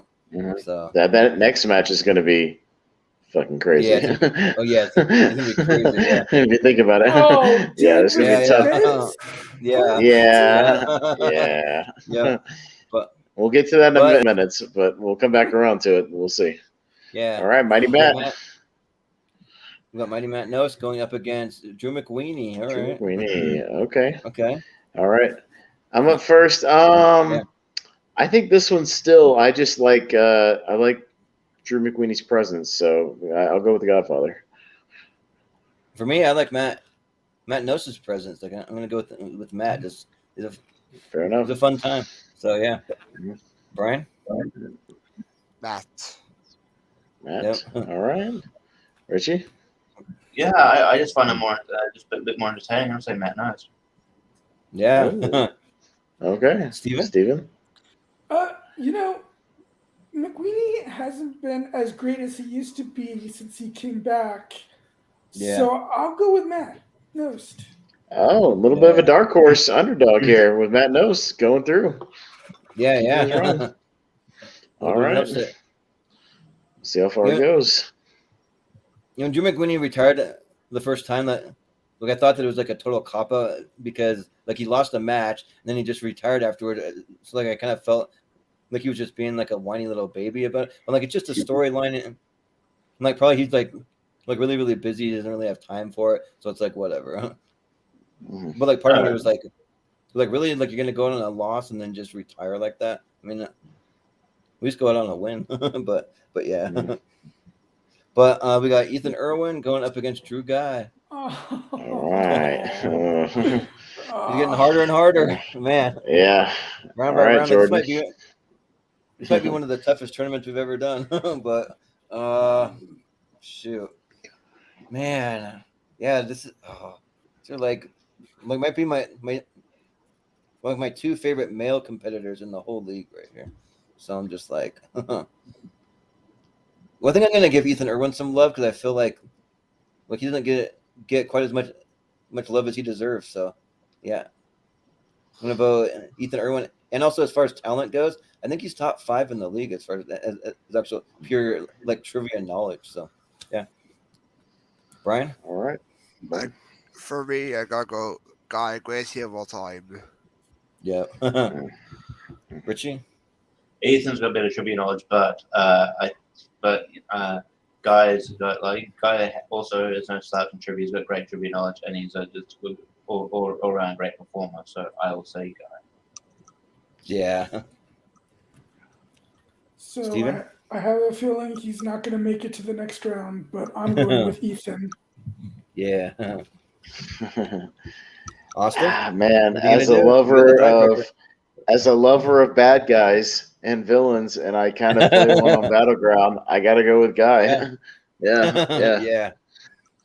Well, I'm not mad about it. So I mean, Mhm. yeah. He is very entertaining. Andrew Guy. But Ethan Yeah. Irwin is just one of the best, I think. Yeah. I'm just kind of sad that they did the whole like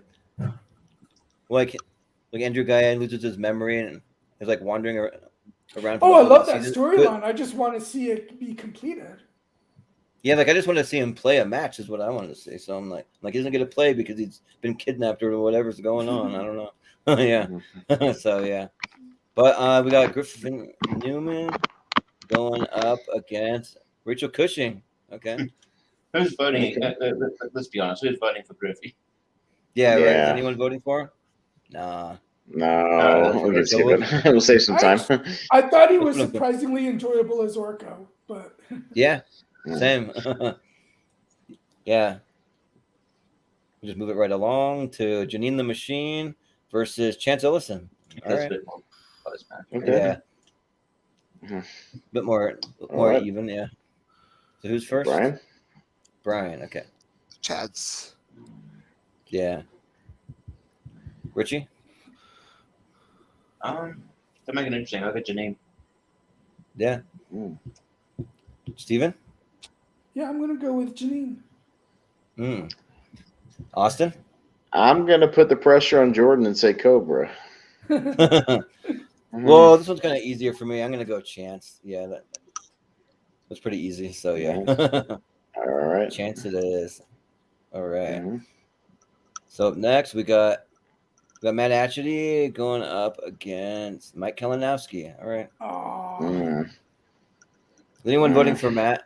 Like we could just put Mike through. You know, I mean, Yeah. might as well put Kalinowski's definitely. Yes. I would have Yeah, probably deserves voted Matt for now. Matt just to give him a vote, just so that's Yeah. a clean But sweep. yeah. Rather than Like that, yeah, I think drink, Kalinowski's one of the best. Just put Kalinowski in. Yeah.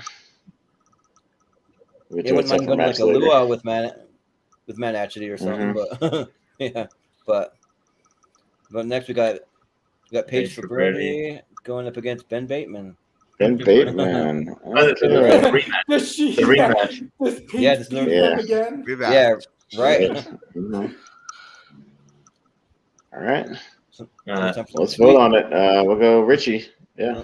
Revenge. Probably, I mean, even though Paige beat Ben, I think it's not a hard decision for me, unfortunately. Unfortunately, I'll say Ben Bateman.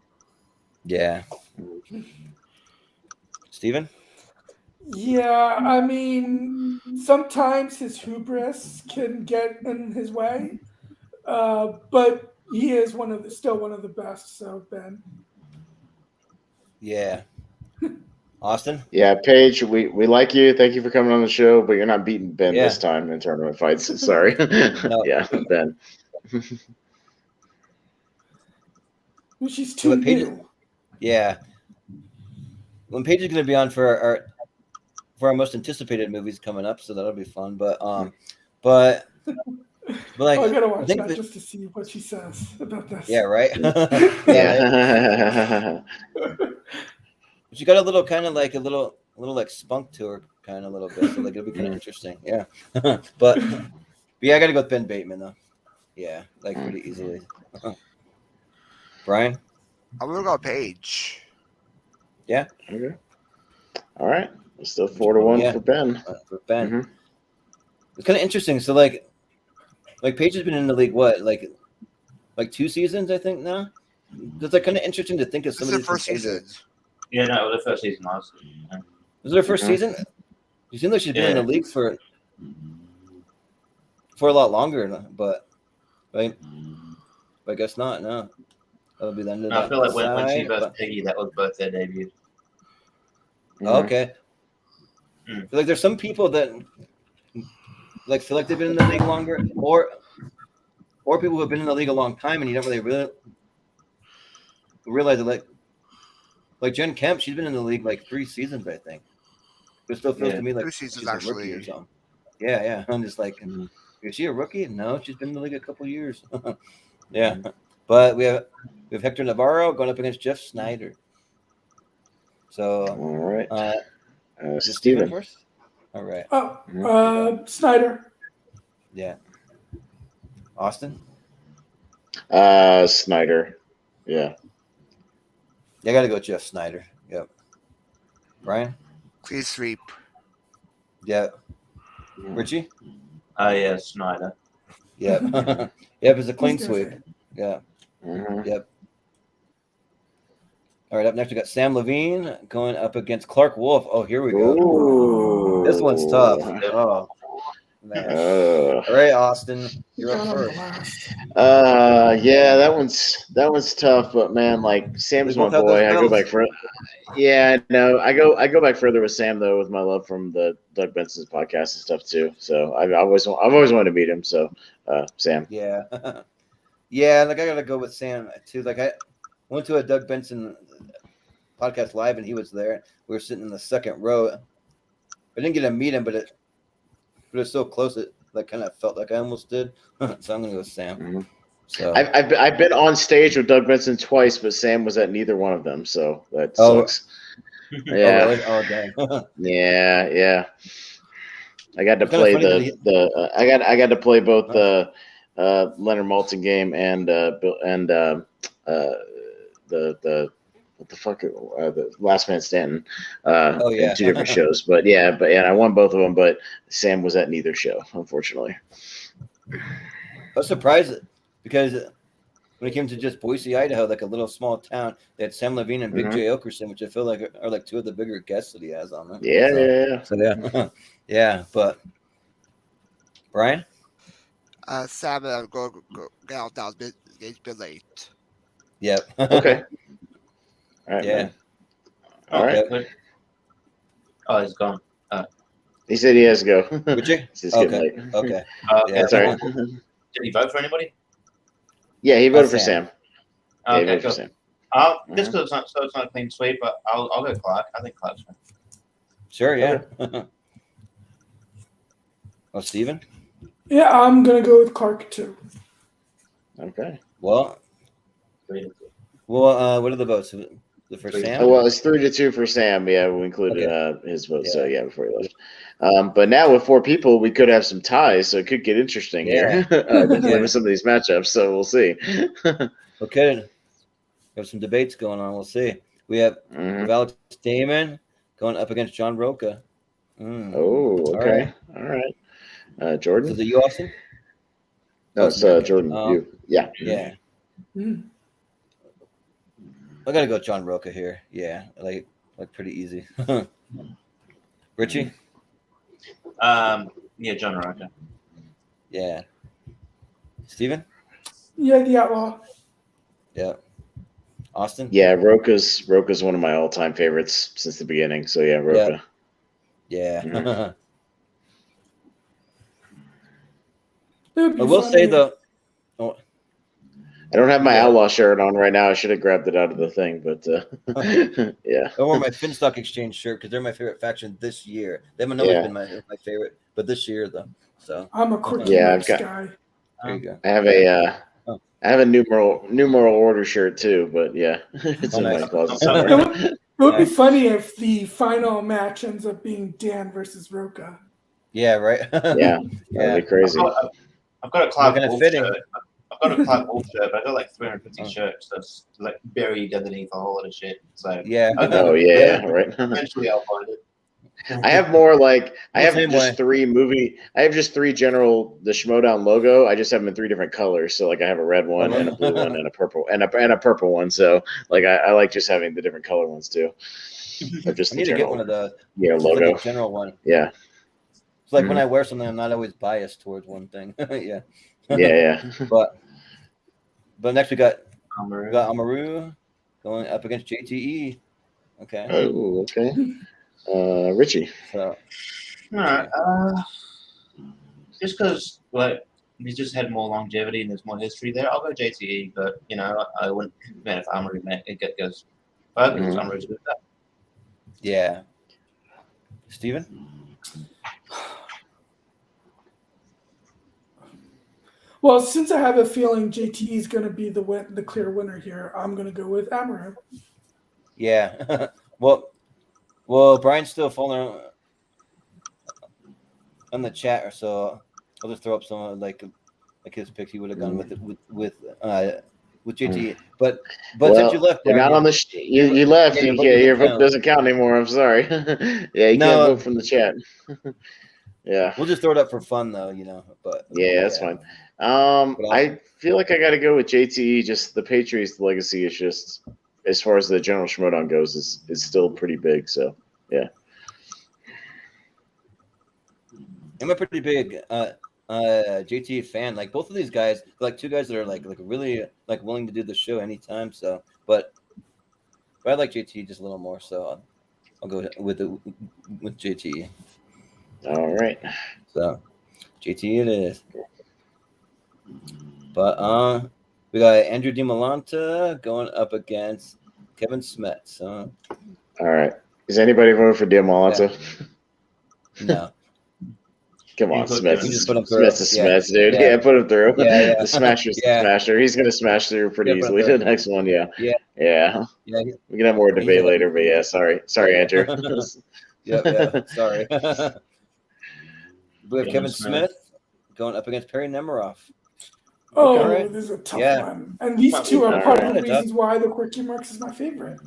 Oh no. Ah, Yeah. well, Yeah. and because of that, Steven, Quickie you get to go Marks? first.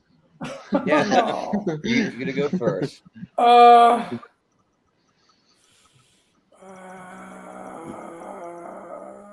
Perry's been with them longer.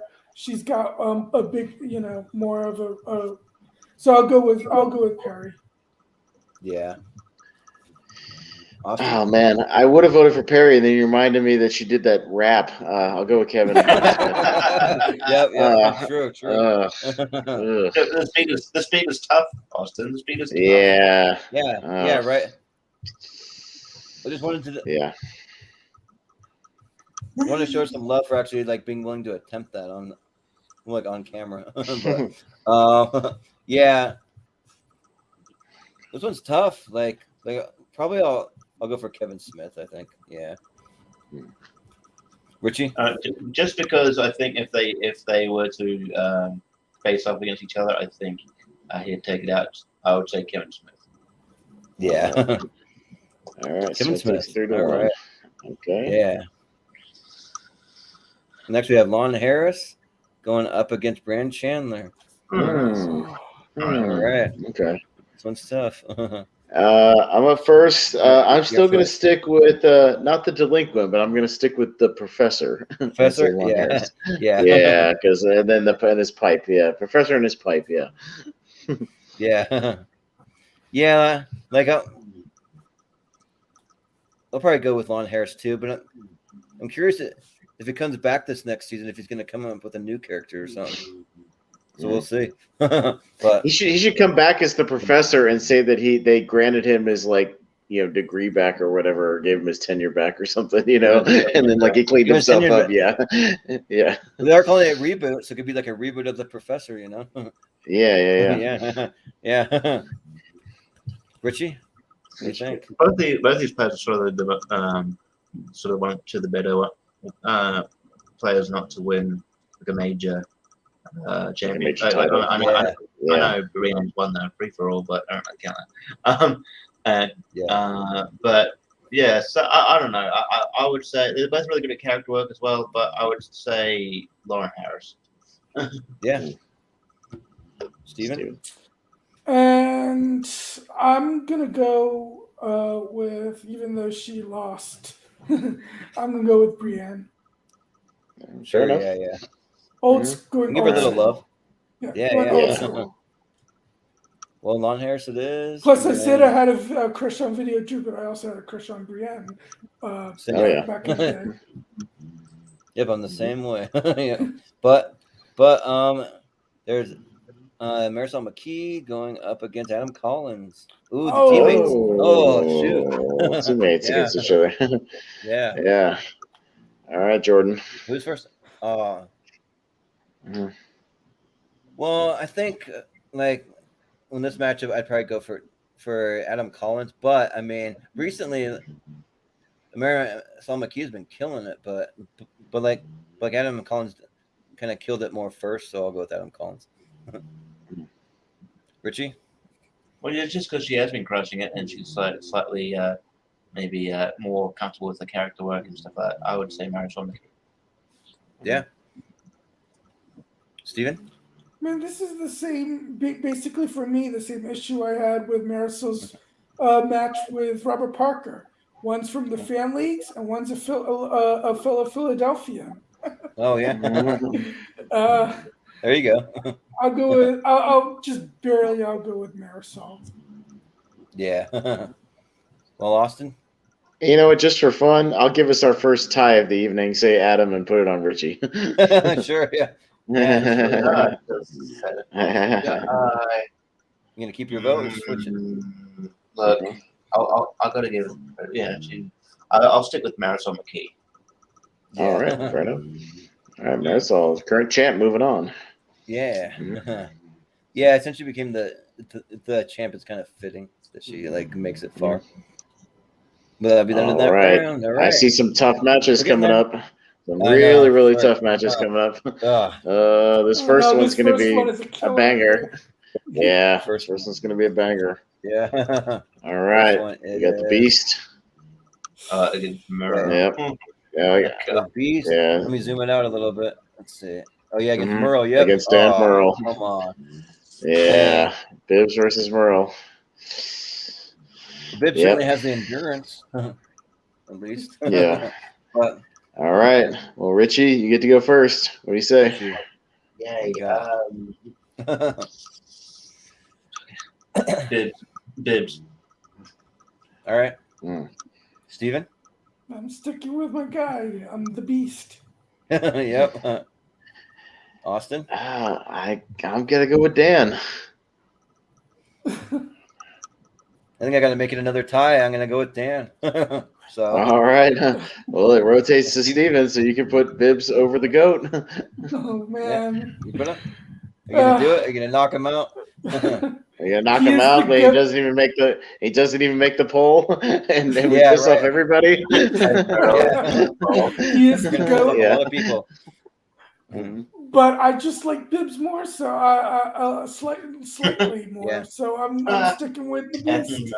Yeah. Oh, wow, Dan Merle doesn't even make the poll. Wow. Wow. So is Bibbs the first one in the poll? Was that the 16 going into the 8? So yeah, Bibbs is the first one in. Yeah. First one in. All right. Wow. First one in. What do you mean Dan Merle didn't even make the 8? Yeah. We'll have to put a link to the poll in the Movie Trivia Schmoedown group and see if we can get some of them to vote. That'd be cool. So just to get their thoughts. I didn't want to have anyone from the Schmoedown on the show because it's too much bias. I want to have all fans. Yeah, you don't want to criticize people when they're when the people got that's okay. I don't know. Like when they're on the show with you, like sorry, I can't vote for you. Sorry. Yeah. Yeah. But we have Matt Nost hanging in there going up against Andrew Guy. Two funny guys. All right.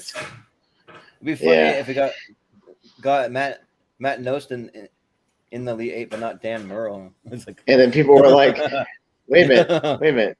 You remember Matt Nost? Like what? You remember him from where's he from? Like ago? 5 seasons, seasons ago. Even more, like 5, yeah.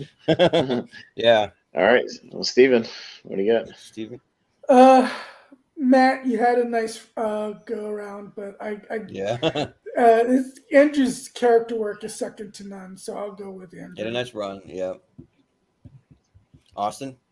Yeah, I got to stick with Guy. Yeah, Matt, you hung in there, but sorry, you're not one of the greatest of all time. So, Guy. Yeah, and Matt, we have a lifelong fan that will tune in every Wednesday for your NBA podcast, Dropping Dimes. But I got to go with Andrew Guy here. And is still trying to get you on the show to do some kind of basketball-related show, but yeah. Yeah, you need to come on. Even though you won't do it. But, yeah. Yeah, but. Richie?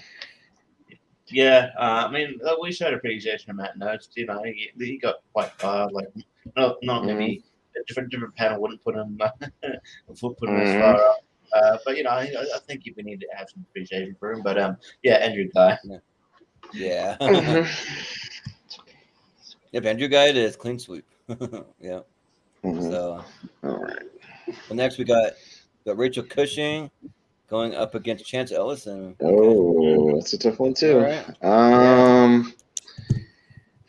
This one is tough. It's tougher than I would have thought. I like Chance, but man, I feel like Cushing's journey in the Schmoedown is one of the best that's ever ever been done, like start to finish, her evolution. Yeah. So I'll go with the Crusher. Yeah, like they're kind of two opposite personalities as far as their characters, kind of. But yeah, I got to go with the Crusher. Like it's just like too great of a storyline. Yeah. So, Richie? Yeah, Rachel. I like James, but Rachel. yeah. Steven? Clean sweep. Yep. All right. So we had a couple of tough ones and a couple of sweeps. So interesting on that side. All right. Well, I just want to see Rachel Cushing go up against Sam Levine, so it's like the two that are dating. Yeah. Yeah. Yeah. I guess that Yeah. could happen. Yeah. It could. I mean, it'd be a championship if it did, but so Mike Kalinowski going up against Ben Bateman. Ooh. Ben Bateman. Oh, okay. Very kind of similar. Yeah. Both fans of black. They both like black. Right. Yep. Sunglasses. Yeah. All right, Jordan. Me You're first? first. Oh man. Mhm. Yeah, I think just because Ben Bateman's part of Team Action and they're my favorite team of all time, like there's just part of me that they just wants Corruption to lose all the time because they're such good heels, though. So that's why. but yeah, I got to go with Ben Bateman, who's also a great heel. But yeah, I'm gonna go Ben. Richie? I feel like maybe Mike Kalinowski's bigger heel because he used to come out to Imagine Dragons. That's very heelish into it. Yeah, that was my favorite run of Kalinowski when he was coming up to that song, just flicking off the camera as he was walking away and shit. Like that was the best shit ever. That was so good. Yeah. Good stuff. But yeah, I don't know. I will. I'll go with Kalinowski here. Yeah. That quick question: have they gone back and re-edited those matches because of YouTube copyright shit and dubbed it over? I don't know. Because a lot of those old songs, I feel like they would get copyright strikes for using the music that they would use, and not the custom stuff they use now. Yeah, I was surprised I would able to use it to begin with. Yeah. I guess well, I think they've cracked down more. They cracked down more on it, recently. But yeah, maybe they can get away with it back then. But I thought it was like an ECW thing where in an ECW they they just used it anyways, whatever. Yeah. There's a certain point in time I don't think they really gave a shit about any copyright. They just did it because they wanted to. Yeah. But Steven? I'm gonna go with Kalinowski. You got Kalinowski. Well, Austin? Yeah, this hurts me because I got Ben Bateman some sunglasses that said "Boss" on the side in Atlanta. But he didn't wear them, and then he lost the match to Merle, so that was his fault. So I'll vote Kalinowski. And see, if he had worn them, he would have channeled my heavyweights knowledge and won on the heavyweights question that he lost on about knowing Lars from heavyweights, and he lost. So that's on him. But Kalinowski's kind of a pretty boy, though. Like he's just kind of he just seems like the model type. But he's an actor. Yeah. So he's an actor. Yeah. Right. He kind of has to. Yeah. No, he kind of has to, but I'm just kind of yeah. To be fair, Ben Bateman's a pretty boy. Part of why I didn't vote for him. Yeah. Ben Bateman's a pretty. Ben Bateman's a pretty boy. Ben Bateman's a pretty boy guitar player now, so Yeah, he's on the opposite spectrum. He's a pretty boy music person. Yeah. I just watched one of Mike Kalinowski's matches where when he won, he's talking to Jen Sturger. He's like, "Isn't it really tough just being so good looking in life? It's just tough, huh? Me and you have a real problem." Or something. It's funny. Yeah. But we have Snyder. We got Jeff Snyder going up against Sam Levine. Ooh, all right. Oh, okay. So Richie first, right? Yeah. Dog barking. I will go Sam Levine, but just not. Yeah. Steven? I wouldn't be mad if Jeff made it through, but I'm gonna go with Sam Levine. Yeah. Austin? Idaho is growing, but let's not just grow larger. Let's grow smarter. Is that? You guys hear that? After high school, college, Okay. or Yeah. I thought university. that was me for Idaho some public reason. colleges and universities have the 6th lowest cost I don't know of where all that's coming states. from. So I gotta Higher figure it out. education means Sorry. higher incomes. It's probably at the More bottom, opportunities A better life for yeah. you. Annoying ads. for us. For Idaho. Ads will like interrupt For at least Idaho. once or twice. Visit education. That's never happened before, at least not in any of the Yeah. ones that I've been in. What's happened Jesus. without the sound before, where it just jumps to an ad? Like for some reason, like it always does Yeah. that. What a dick ad. Once in They're that- trying to get over there. The people stopping them. What an asshole. Yeah, right. It's like, I'm never going to the University of Idaho ever again. well, it's like I have it in presentation mode, but there's not supposed to be an ad. But there's one lone ad down at the bottom or something. Mhm. So, but anyways, I actually thought it was me at first. oh No. yeah. But anyways, back to Jeff Snyder versus Sam Levine. Austin, who you No, I voted for Sam, so it's on you, Jordan. Okay. What would you vote Oh. for? will probably vote for Jeff Snyder, but I think Sam's gonna win, right? Is that? Is the other Yeah, vote? Sam's gonna win 3-1, so Sam's Yeah. gonna pull through. Yeah. I just like Jeff Snyder because he's unpredictable. Like he's just kind of off the wall. Mhm. But up next we got John Roca going up against JTE. Mm. They're teammates Okay, this year, Steven. so Yeah. like part of the. I'll go Yeah, with the yeah. Outlaw. Yeah. Austin. Yeah, the Outlaw. Some of the best promo work ever in the league. Yeah, Yeah. especially his early shit. What do they call their team this year for like the Outlaw and JTE? Does anyone remember? I forget. I It's didn't like- know they were a team. I'm so behind. I didn't Yeah. know they were a team. Yeah, there's someone that kind of sounds like Founding Fathers, but it's not Founding Fathers. It's like something kind of similar, though, is what it is. But That Founding but- Fathers was him and Merle. yeah, that's him and Yeah. Merle. But like him and JTE are like something kind of similar to that, though. But I can't remember what it is. But I'm gonna vote for. Yeah, right. Yeah, I'm gonna vote for John Roca, though. Richie? Richie? Yeah, Roker. Oh yeah, they're called Rushmore. Thanks, Brian. That's what they're called. Mm. Yeah, yeah. But it's John Roca. It is. If Right. he's still watching, why did he leave? I don't know. Probably because he had to keep it quiet in his house or something for people. Yeah, Yeah, it's all good. yeah.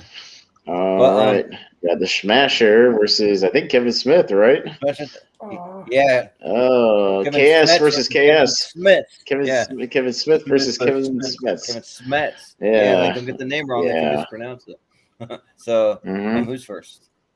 I'm up first. So, yeah, I like Smith, but damn, when Kevin Smith, came into the league, yeah, he smashed his way in there and became like a super memorable thing to the point where everybody's, now that he's, got on him, but he's past his cancer battle. Thank God. You know what I mean? Like he's cool now, and he's about to come back. So I'm really, really looking forward to that. So yeah, I'll go with Smiths for sure.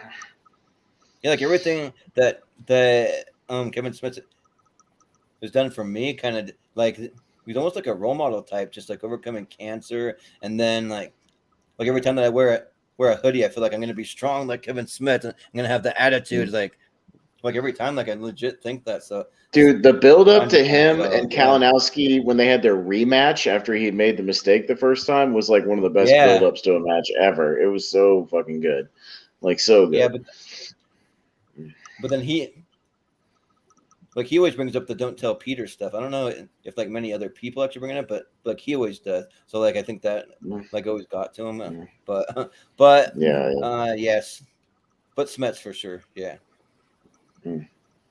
Richie? Oh, Richie?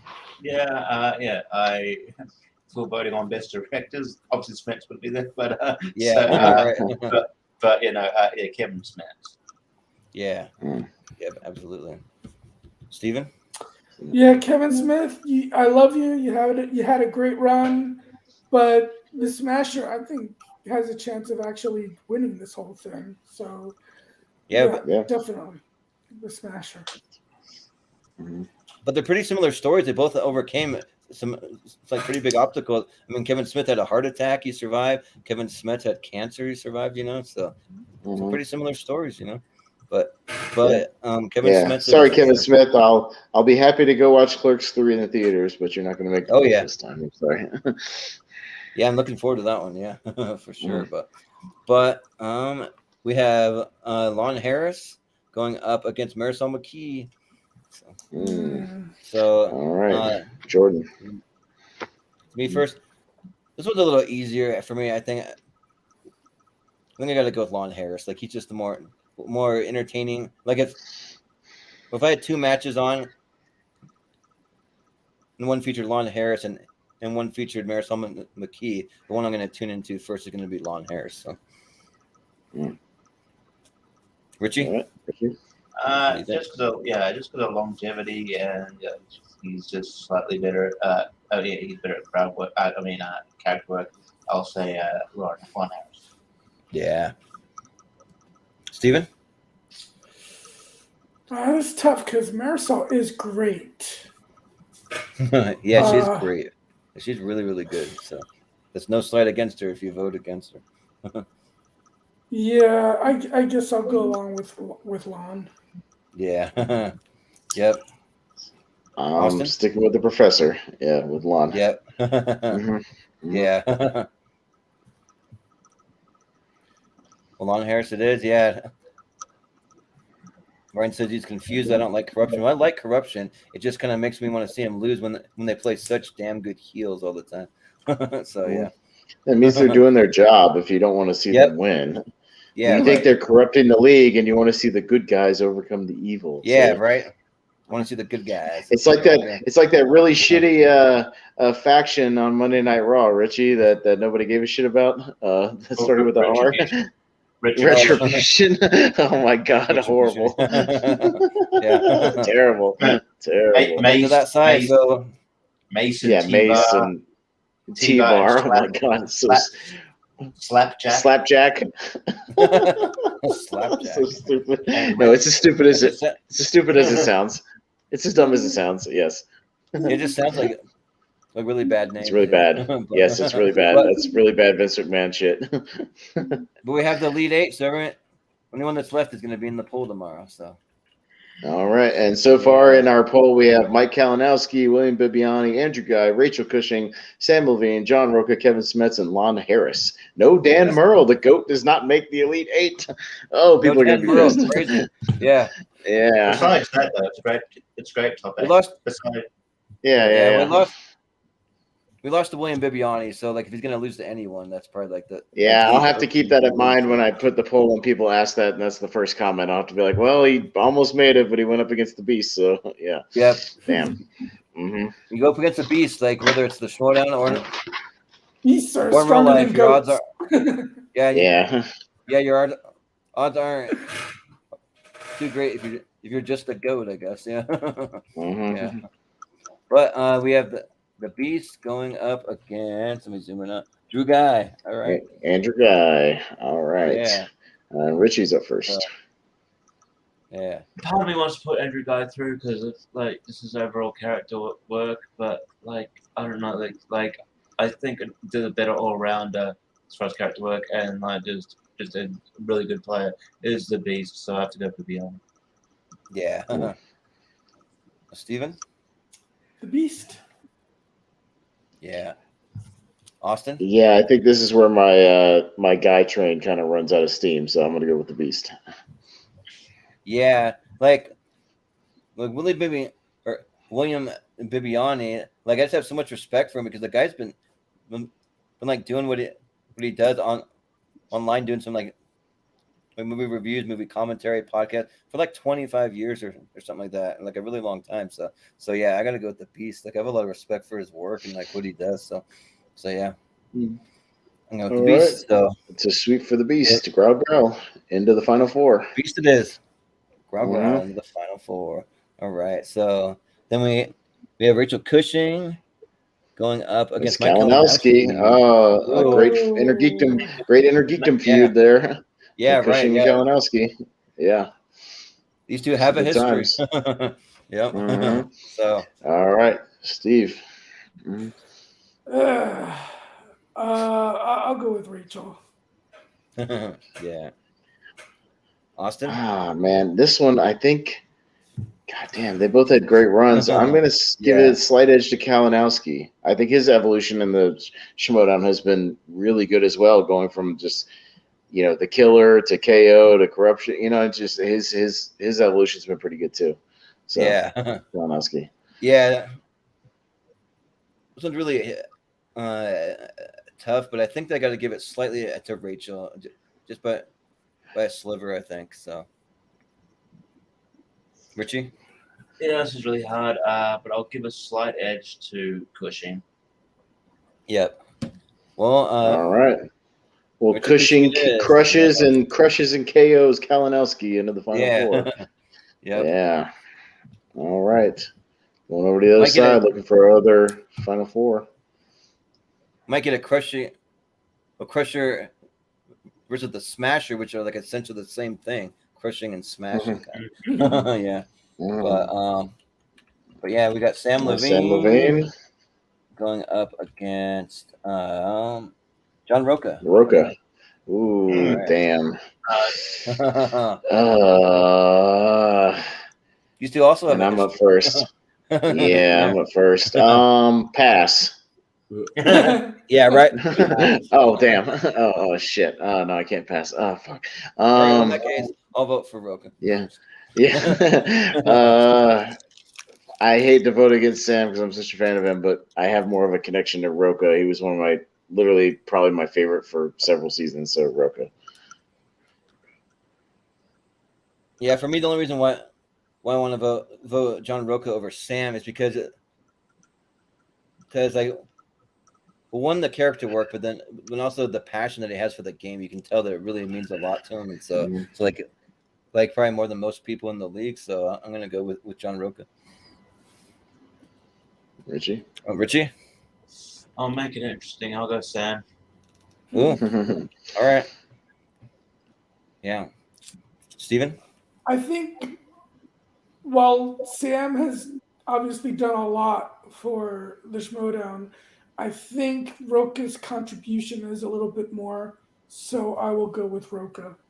That's fair. Yeah. Yeah, that's fair. Yep, John Roca in the final four. That kind of makes sense. So he's part of the formerly known as the Four. The Four Horsemen. Yeah. Yeah. It became five, but then Jason Inman never really stuck around. So, hey, anybody remember in the early days of the Schmoedown where Dan Murrow for no reason was in the Lion's Den for like a week? Oh yeah. Yeah. Inman's not made no here. sense. I forgot about Inman? that. Yeah. I knew that there were some big ones that were left out. Yeah, Jason. Inman's not here, and like he was one of the ones that, like, if he would have played a little longer, like I maybe would have put him in, but I just like he kind of fell off after a while, and they brought him back as like that Horseman thing, and then he like disappeared again. Like it was weird. Yeah, they came back for like one match and then he disappeared. I'm a huge fan, and Team Track was always one of my favorite teams. Oh, same. Yeah, same. That's fun. They're a lot of fun, but we have Kevin the Smasher going against Lon Harris. versus Lon Harris. All right, okay. Jordan.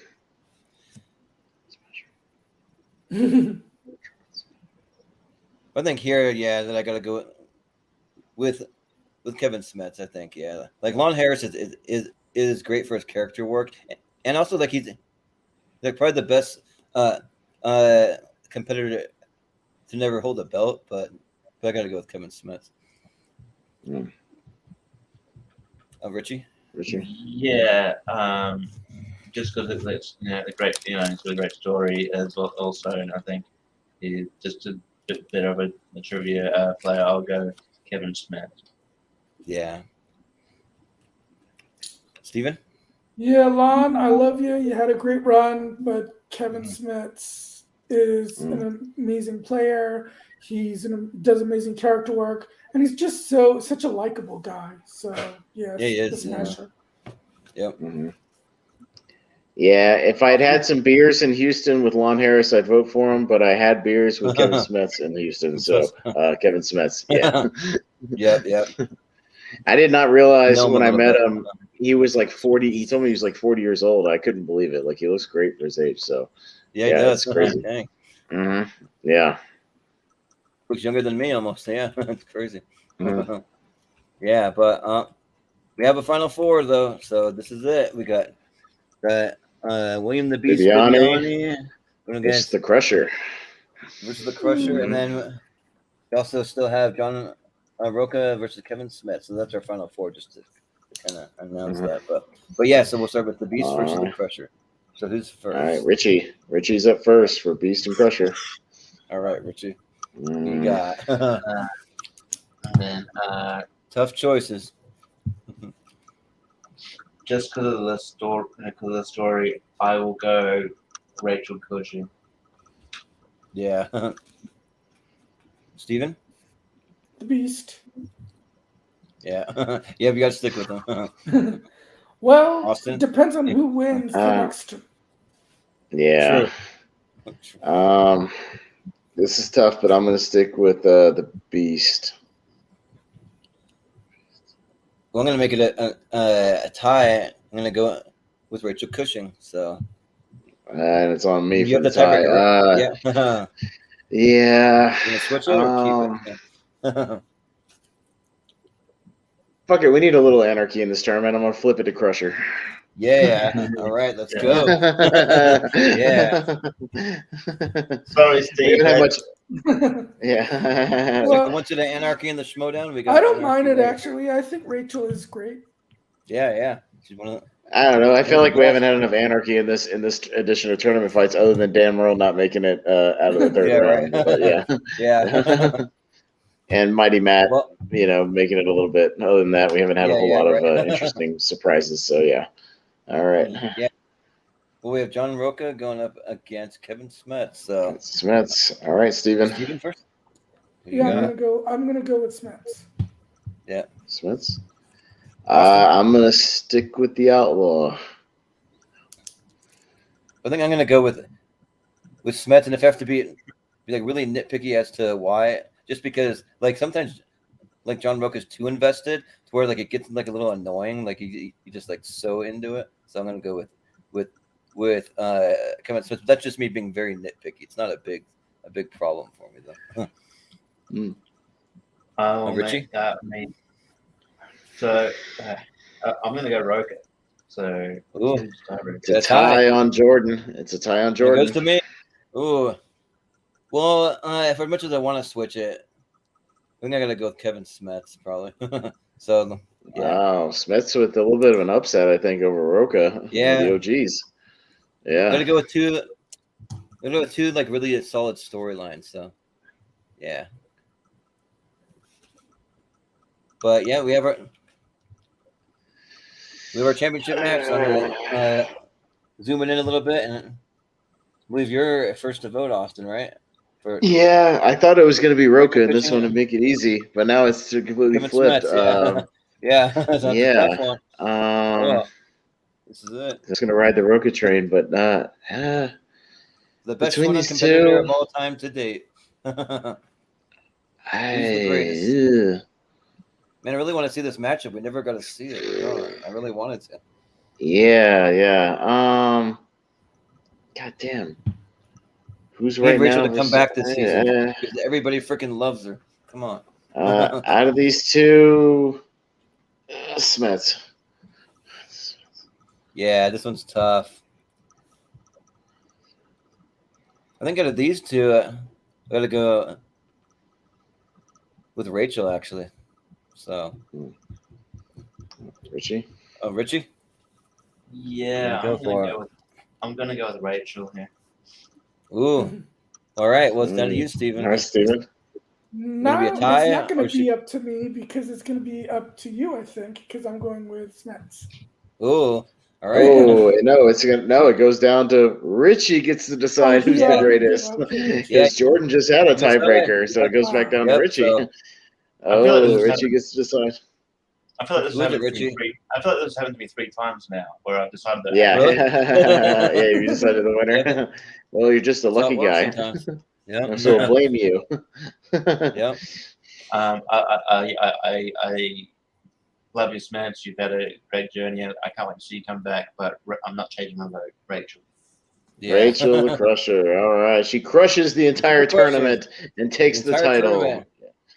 Yeah, So we need her back in like some capacity, even to be like a faction manager. Like, well, they say that she like kind of like helps Sam Levine manage, but I've yet to really see much in involvement. I don't see what goes on behind the scenes. I'm sure she's involved, but yeah, but we got our winner.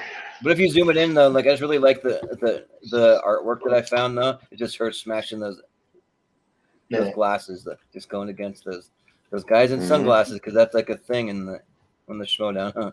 So there it is. Yep. Well, it's kind of fitting because her story was she was just attending some matches or kind of behind the scenes person, and she was answering questions along with the thing, and they just said, hey, why don't you just at least give it a shot for real? And she didn't, she was very shy and introverted and didn't have much of a character, and then she kind of developed with the help of the teams thing and then her geekdom, and then became one of the most beloved competitors ever. So I mean it's a fitting story. So yeah. There's some competitors though that like it's kind of a shame they didn't make it farther, like Adam Collins or something like that. There's certain people, but I don't know, Dan Merle. Tough competition. Yeah, right. The guy who's won the most titles, who's beaten everybody there is to beat. Yeah, that guy. It's just a personal preference because I do think he is the GOAT. Same. Because the thing is, I think so too. But you voted for Bibiani, so that's fine. Yeah, he's the greatest, but I voted for Bibiani. Personal preference, because I mean, he always always gets fight, the belt back.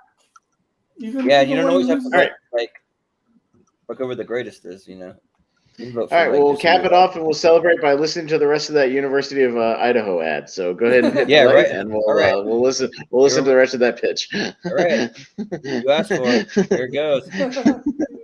It was like super loud in my headphones, actually. For you, for Idaho. Watch us get a copyright strike over like an ad. Now we want you to play. Yeah, right. I know. I don't need your shit. But right. But yeah, that'll do it for us tonight. We'll wrap it up there. And like I know it's a little bit of a late one for us tonight, but we had a fun time though. So yeah, and we all love Rachel Cushing. So if you ever watch this, Rachel, you need to come back in some capacity because we love you. So she sort of is back because she does behind the scenes studying and stuff apparently. Yeah, right. Yep. But anyone once she marries Sam for real, they need to come back as like a husband and wife team. That'd be awesome. Be like, I wasn't sure if they're actually married yet or like if they haven't. I know they got engaged, but I don't think I've ever seen any wedding photos yet pop up online. I kind of figured if they did, people would be sharing that around. You know what I mean? Like it would get out somewhere. I don't know, so I haven't seen it yet. Makes sense. They seem like a very private couple, so I wouldn't.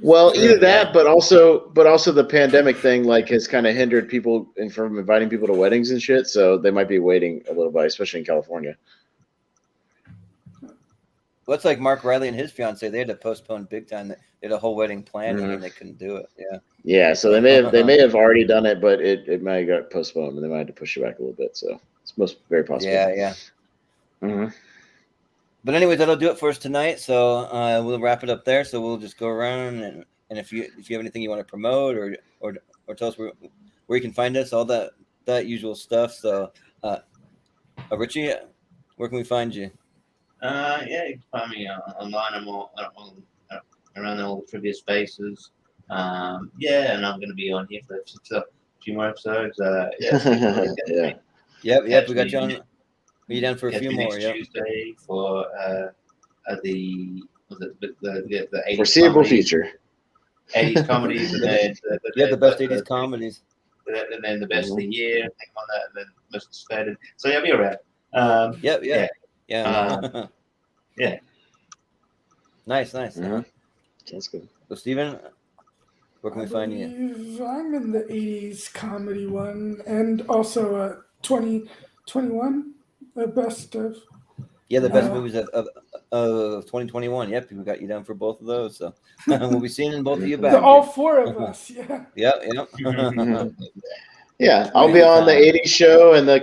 Oh wait, I'm always kind of on the show. So yeah, yeah, For like With, the next yeah. like and 50 the- episodes. And the fifth one being one of the Schmoedown competitors that I don't think he made it past the first round. Oh yeah. Mhm. Yeah. Yeah, you know, But, the various social medias and Letterboxd at Shepard82. Nice. Yeah. Well, Austin, Yeah. anything you want to promote or? Well, yeah, talk about? me and Jacob Barber and I, we taped our first episode of a podcast about movies the other night, Nice. and I think he's going to be uploading that this weekend, so you guys can check that out. And he's going to be starting his wrestling one soon. Yeah, we Cool. talked about. Check it out. I did my family films rant at the beginning of the show, so you can check that out. And we talked about just what we've been watching lately, and then we kind of got into. We went a little longer than we thought we were going to do, just kind of talking about Spider-Man.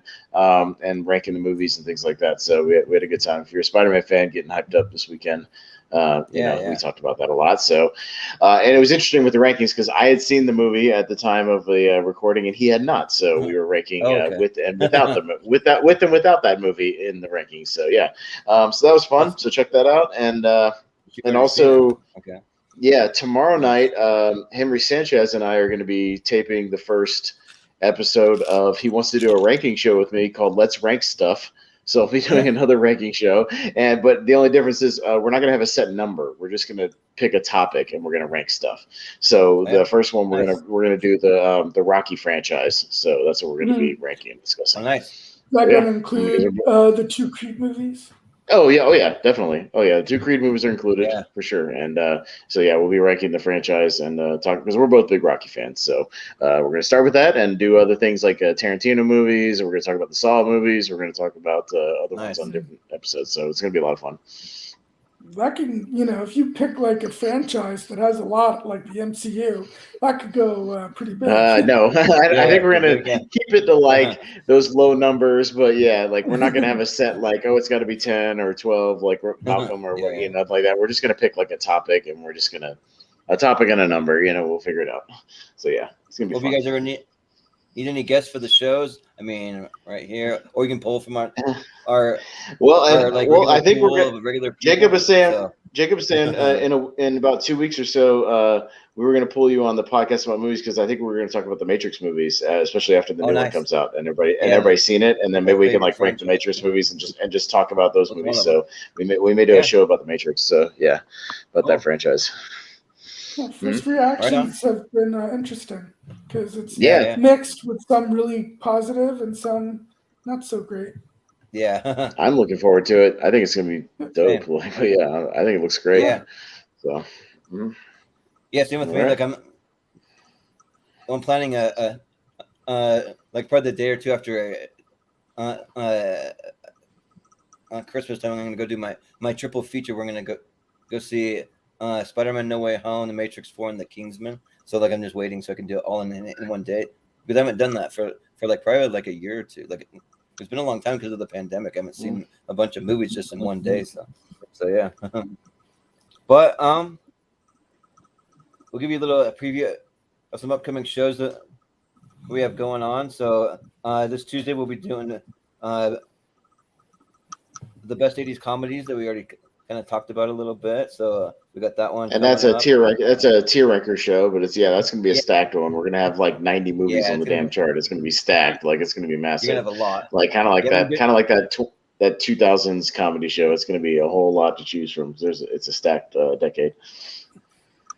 I've been watching a bunch of 80s movies for the first time and then rewatching some. Like I just rewatched The Great Outdoors and also Uncle Buck. So yeah, I'm watching some of those, but Uncle Buck was 80s. I thought that was 90s. 89, just barely 89. Because I wanted to talk about it on the 90s show, and then I go, oh no, it's 89, it's 80s. I gotta wait for the 80s show. 89, and I was like, it's barely 80s. Yeah, that's one of my favorites.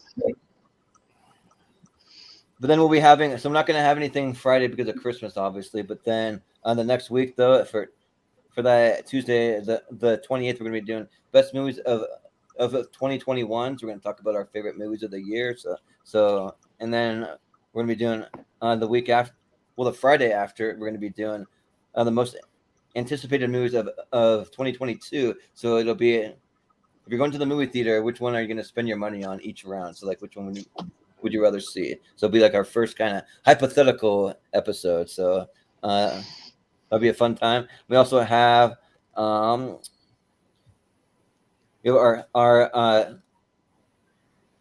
sports series. We've been doing best basketball movies of all time. We've already done football, baseball, and then winter sports. So now we're going to be doing best basketball movies. So that's coming up. And then we did the alternate sports. We haven't even done the winter sports yet, actually. Oh yeah, we did the alternate sports. That's what it was. Yeah. Yeah. We gotta get to that winter sports one before it warms back up in the springtime. So we gotta get to that like in February. We did like summertime one. We did it like back when they had the Summer Olympics going on. Yeah, that's right. Yeah, but and then we also have a tournament fights battles coming up. That's going to be our favorite guilty pleasure movies, which that one's going to be fun because we want it to be like movies that are actually like legitimately bad, but you actually like them. And then when you tell people that you like them, people are like, "What? Like you're crazy? Like what's the matter with you?" Kind of thing. So like, yeah, we're gonna have Adam Witt on for the episode because he's one of the first Schmoedown people that I thought for like guilty pleasures. He's always coming up with some random kind of movies out of left field that he really likes. So yeah. So and then we're also gonna be doing Henry Sanchez's top 64 coming up soon. So there's just some topics and some episodes that you can look forward to, and then you can just find us on all the social medias at Movie Hero 2121, and then you can find us over on Facebook in the Schmoedown Friends and Family group. We're going to have the poll with our Elite 8 over there, so you can all go there and yell at us about why Dan Merle isn't on the list. Yeah, so that'll be fun. Yeah, and also I want to post it in the actual Schmoedown Facebook page just to see what their reactions would be too. So, but yeah, so that'll be fun. And if you haven't hit the subscribe button, you can definitely do that as well. And yeah, that's about it. So yeah, that'll do it for us tonight. So thanks guys for joining us so late. I know we had a bit of a late start time, so we can probably all go get some sleep as soon as we're done here. But I gotta go to work in 2 hours. Yeah, right. Yeah, so we'll definitely let you get some sleep. But for Brian, for Richie, for Steven, for Austin, I've been Jordan Movie Hero Anderson, and we will see you guys next time.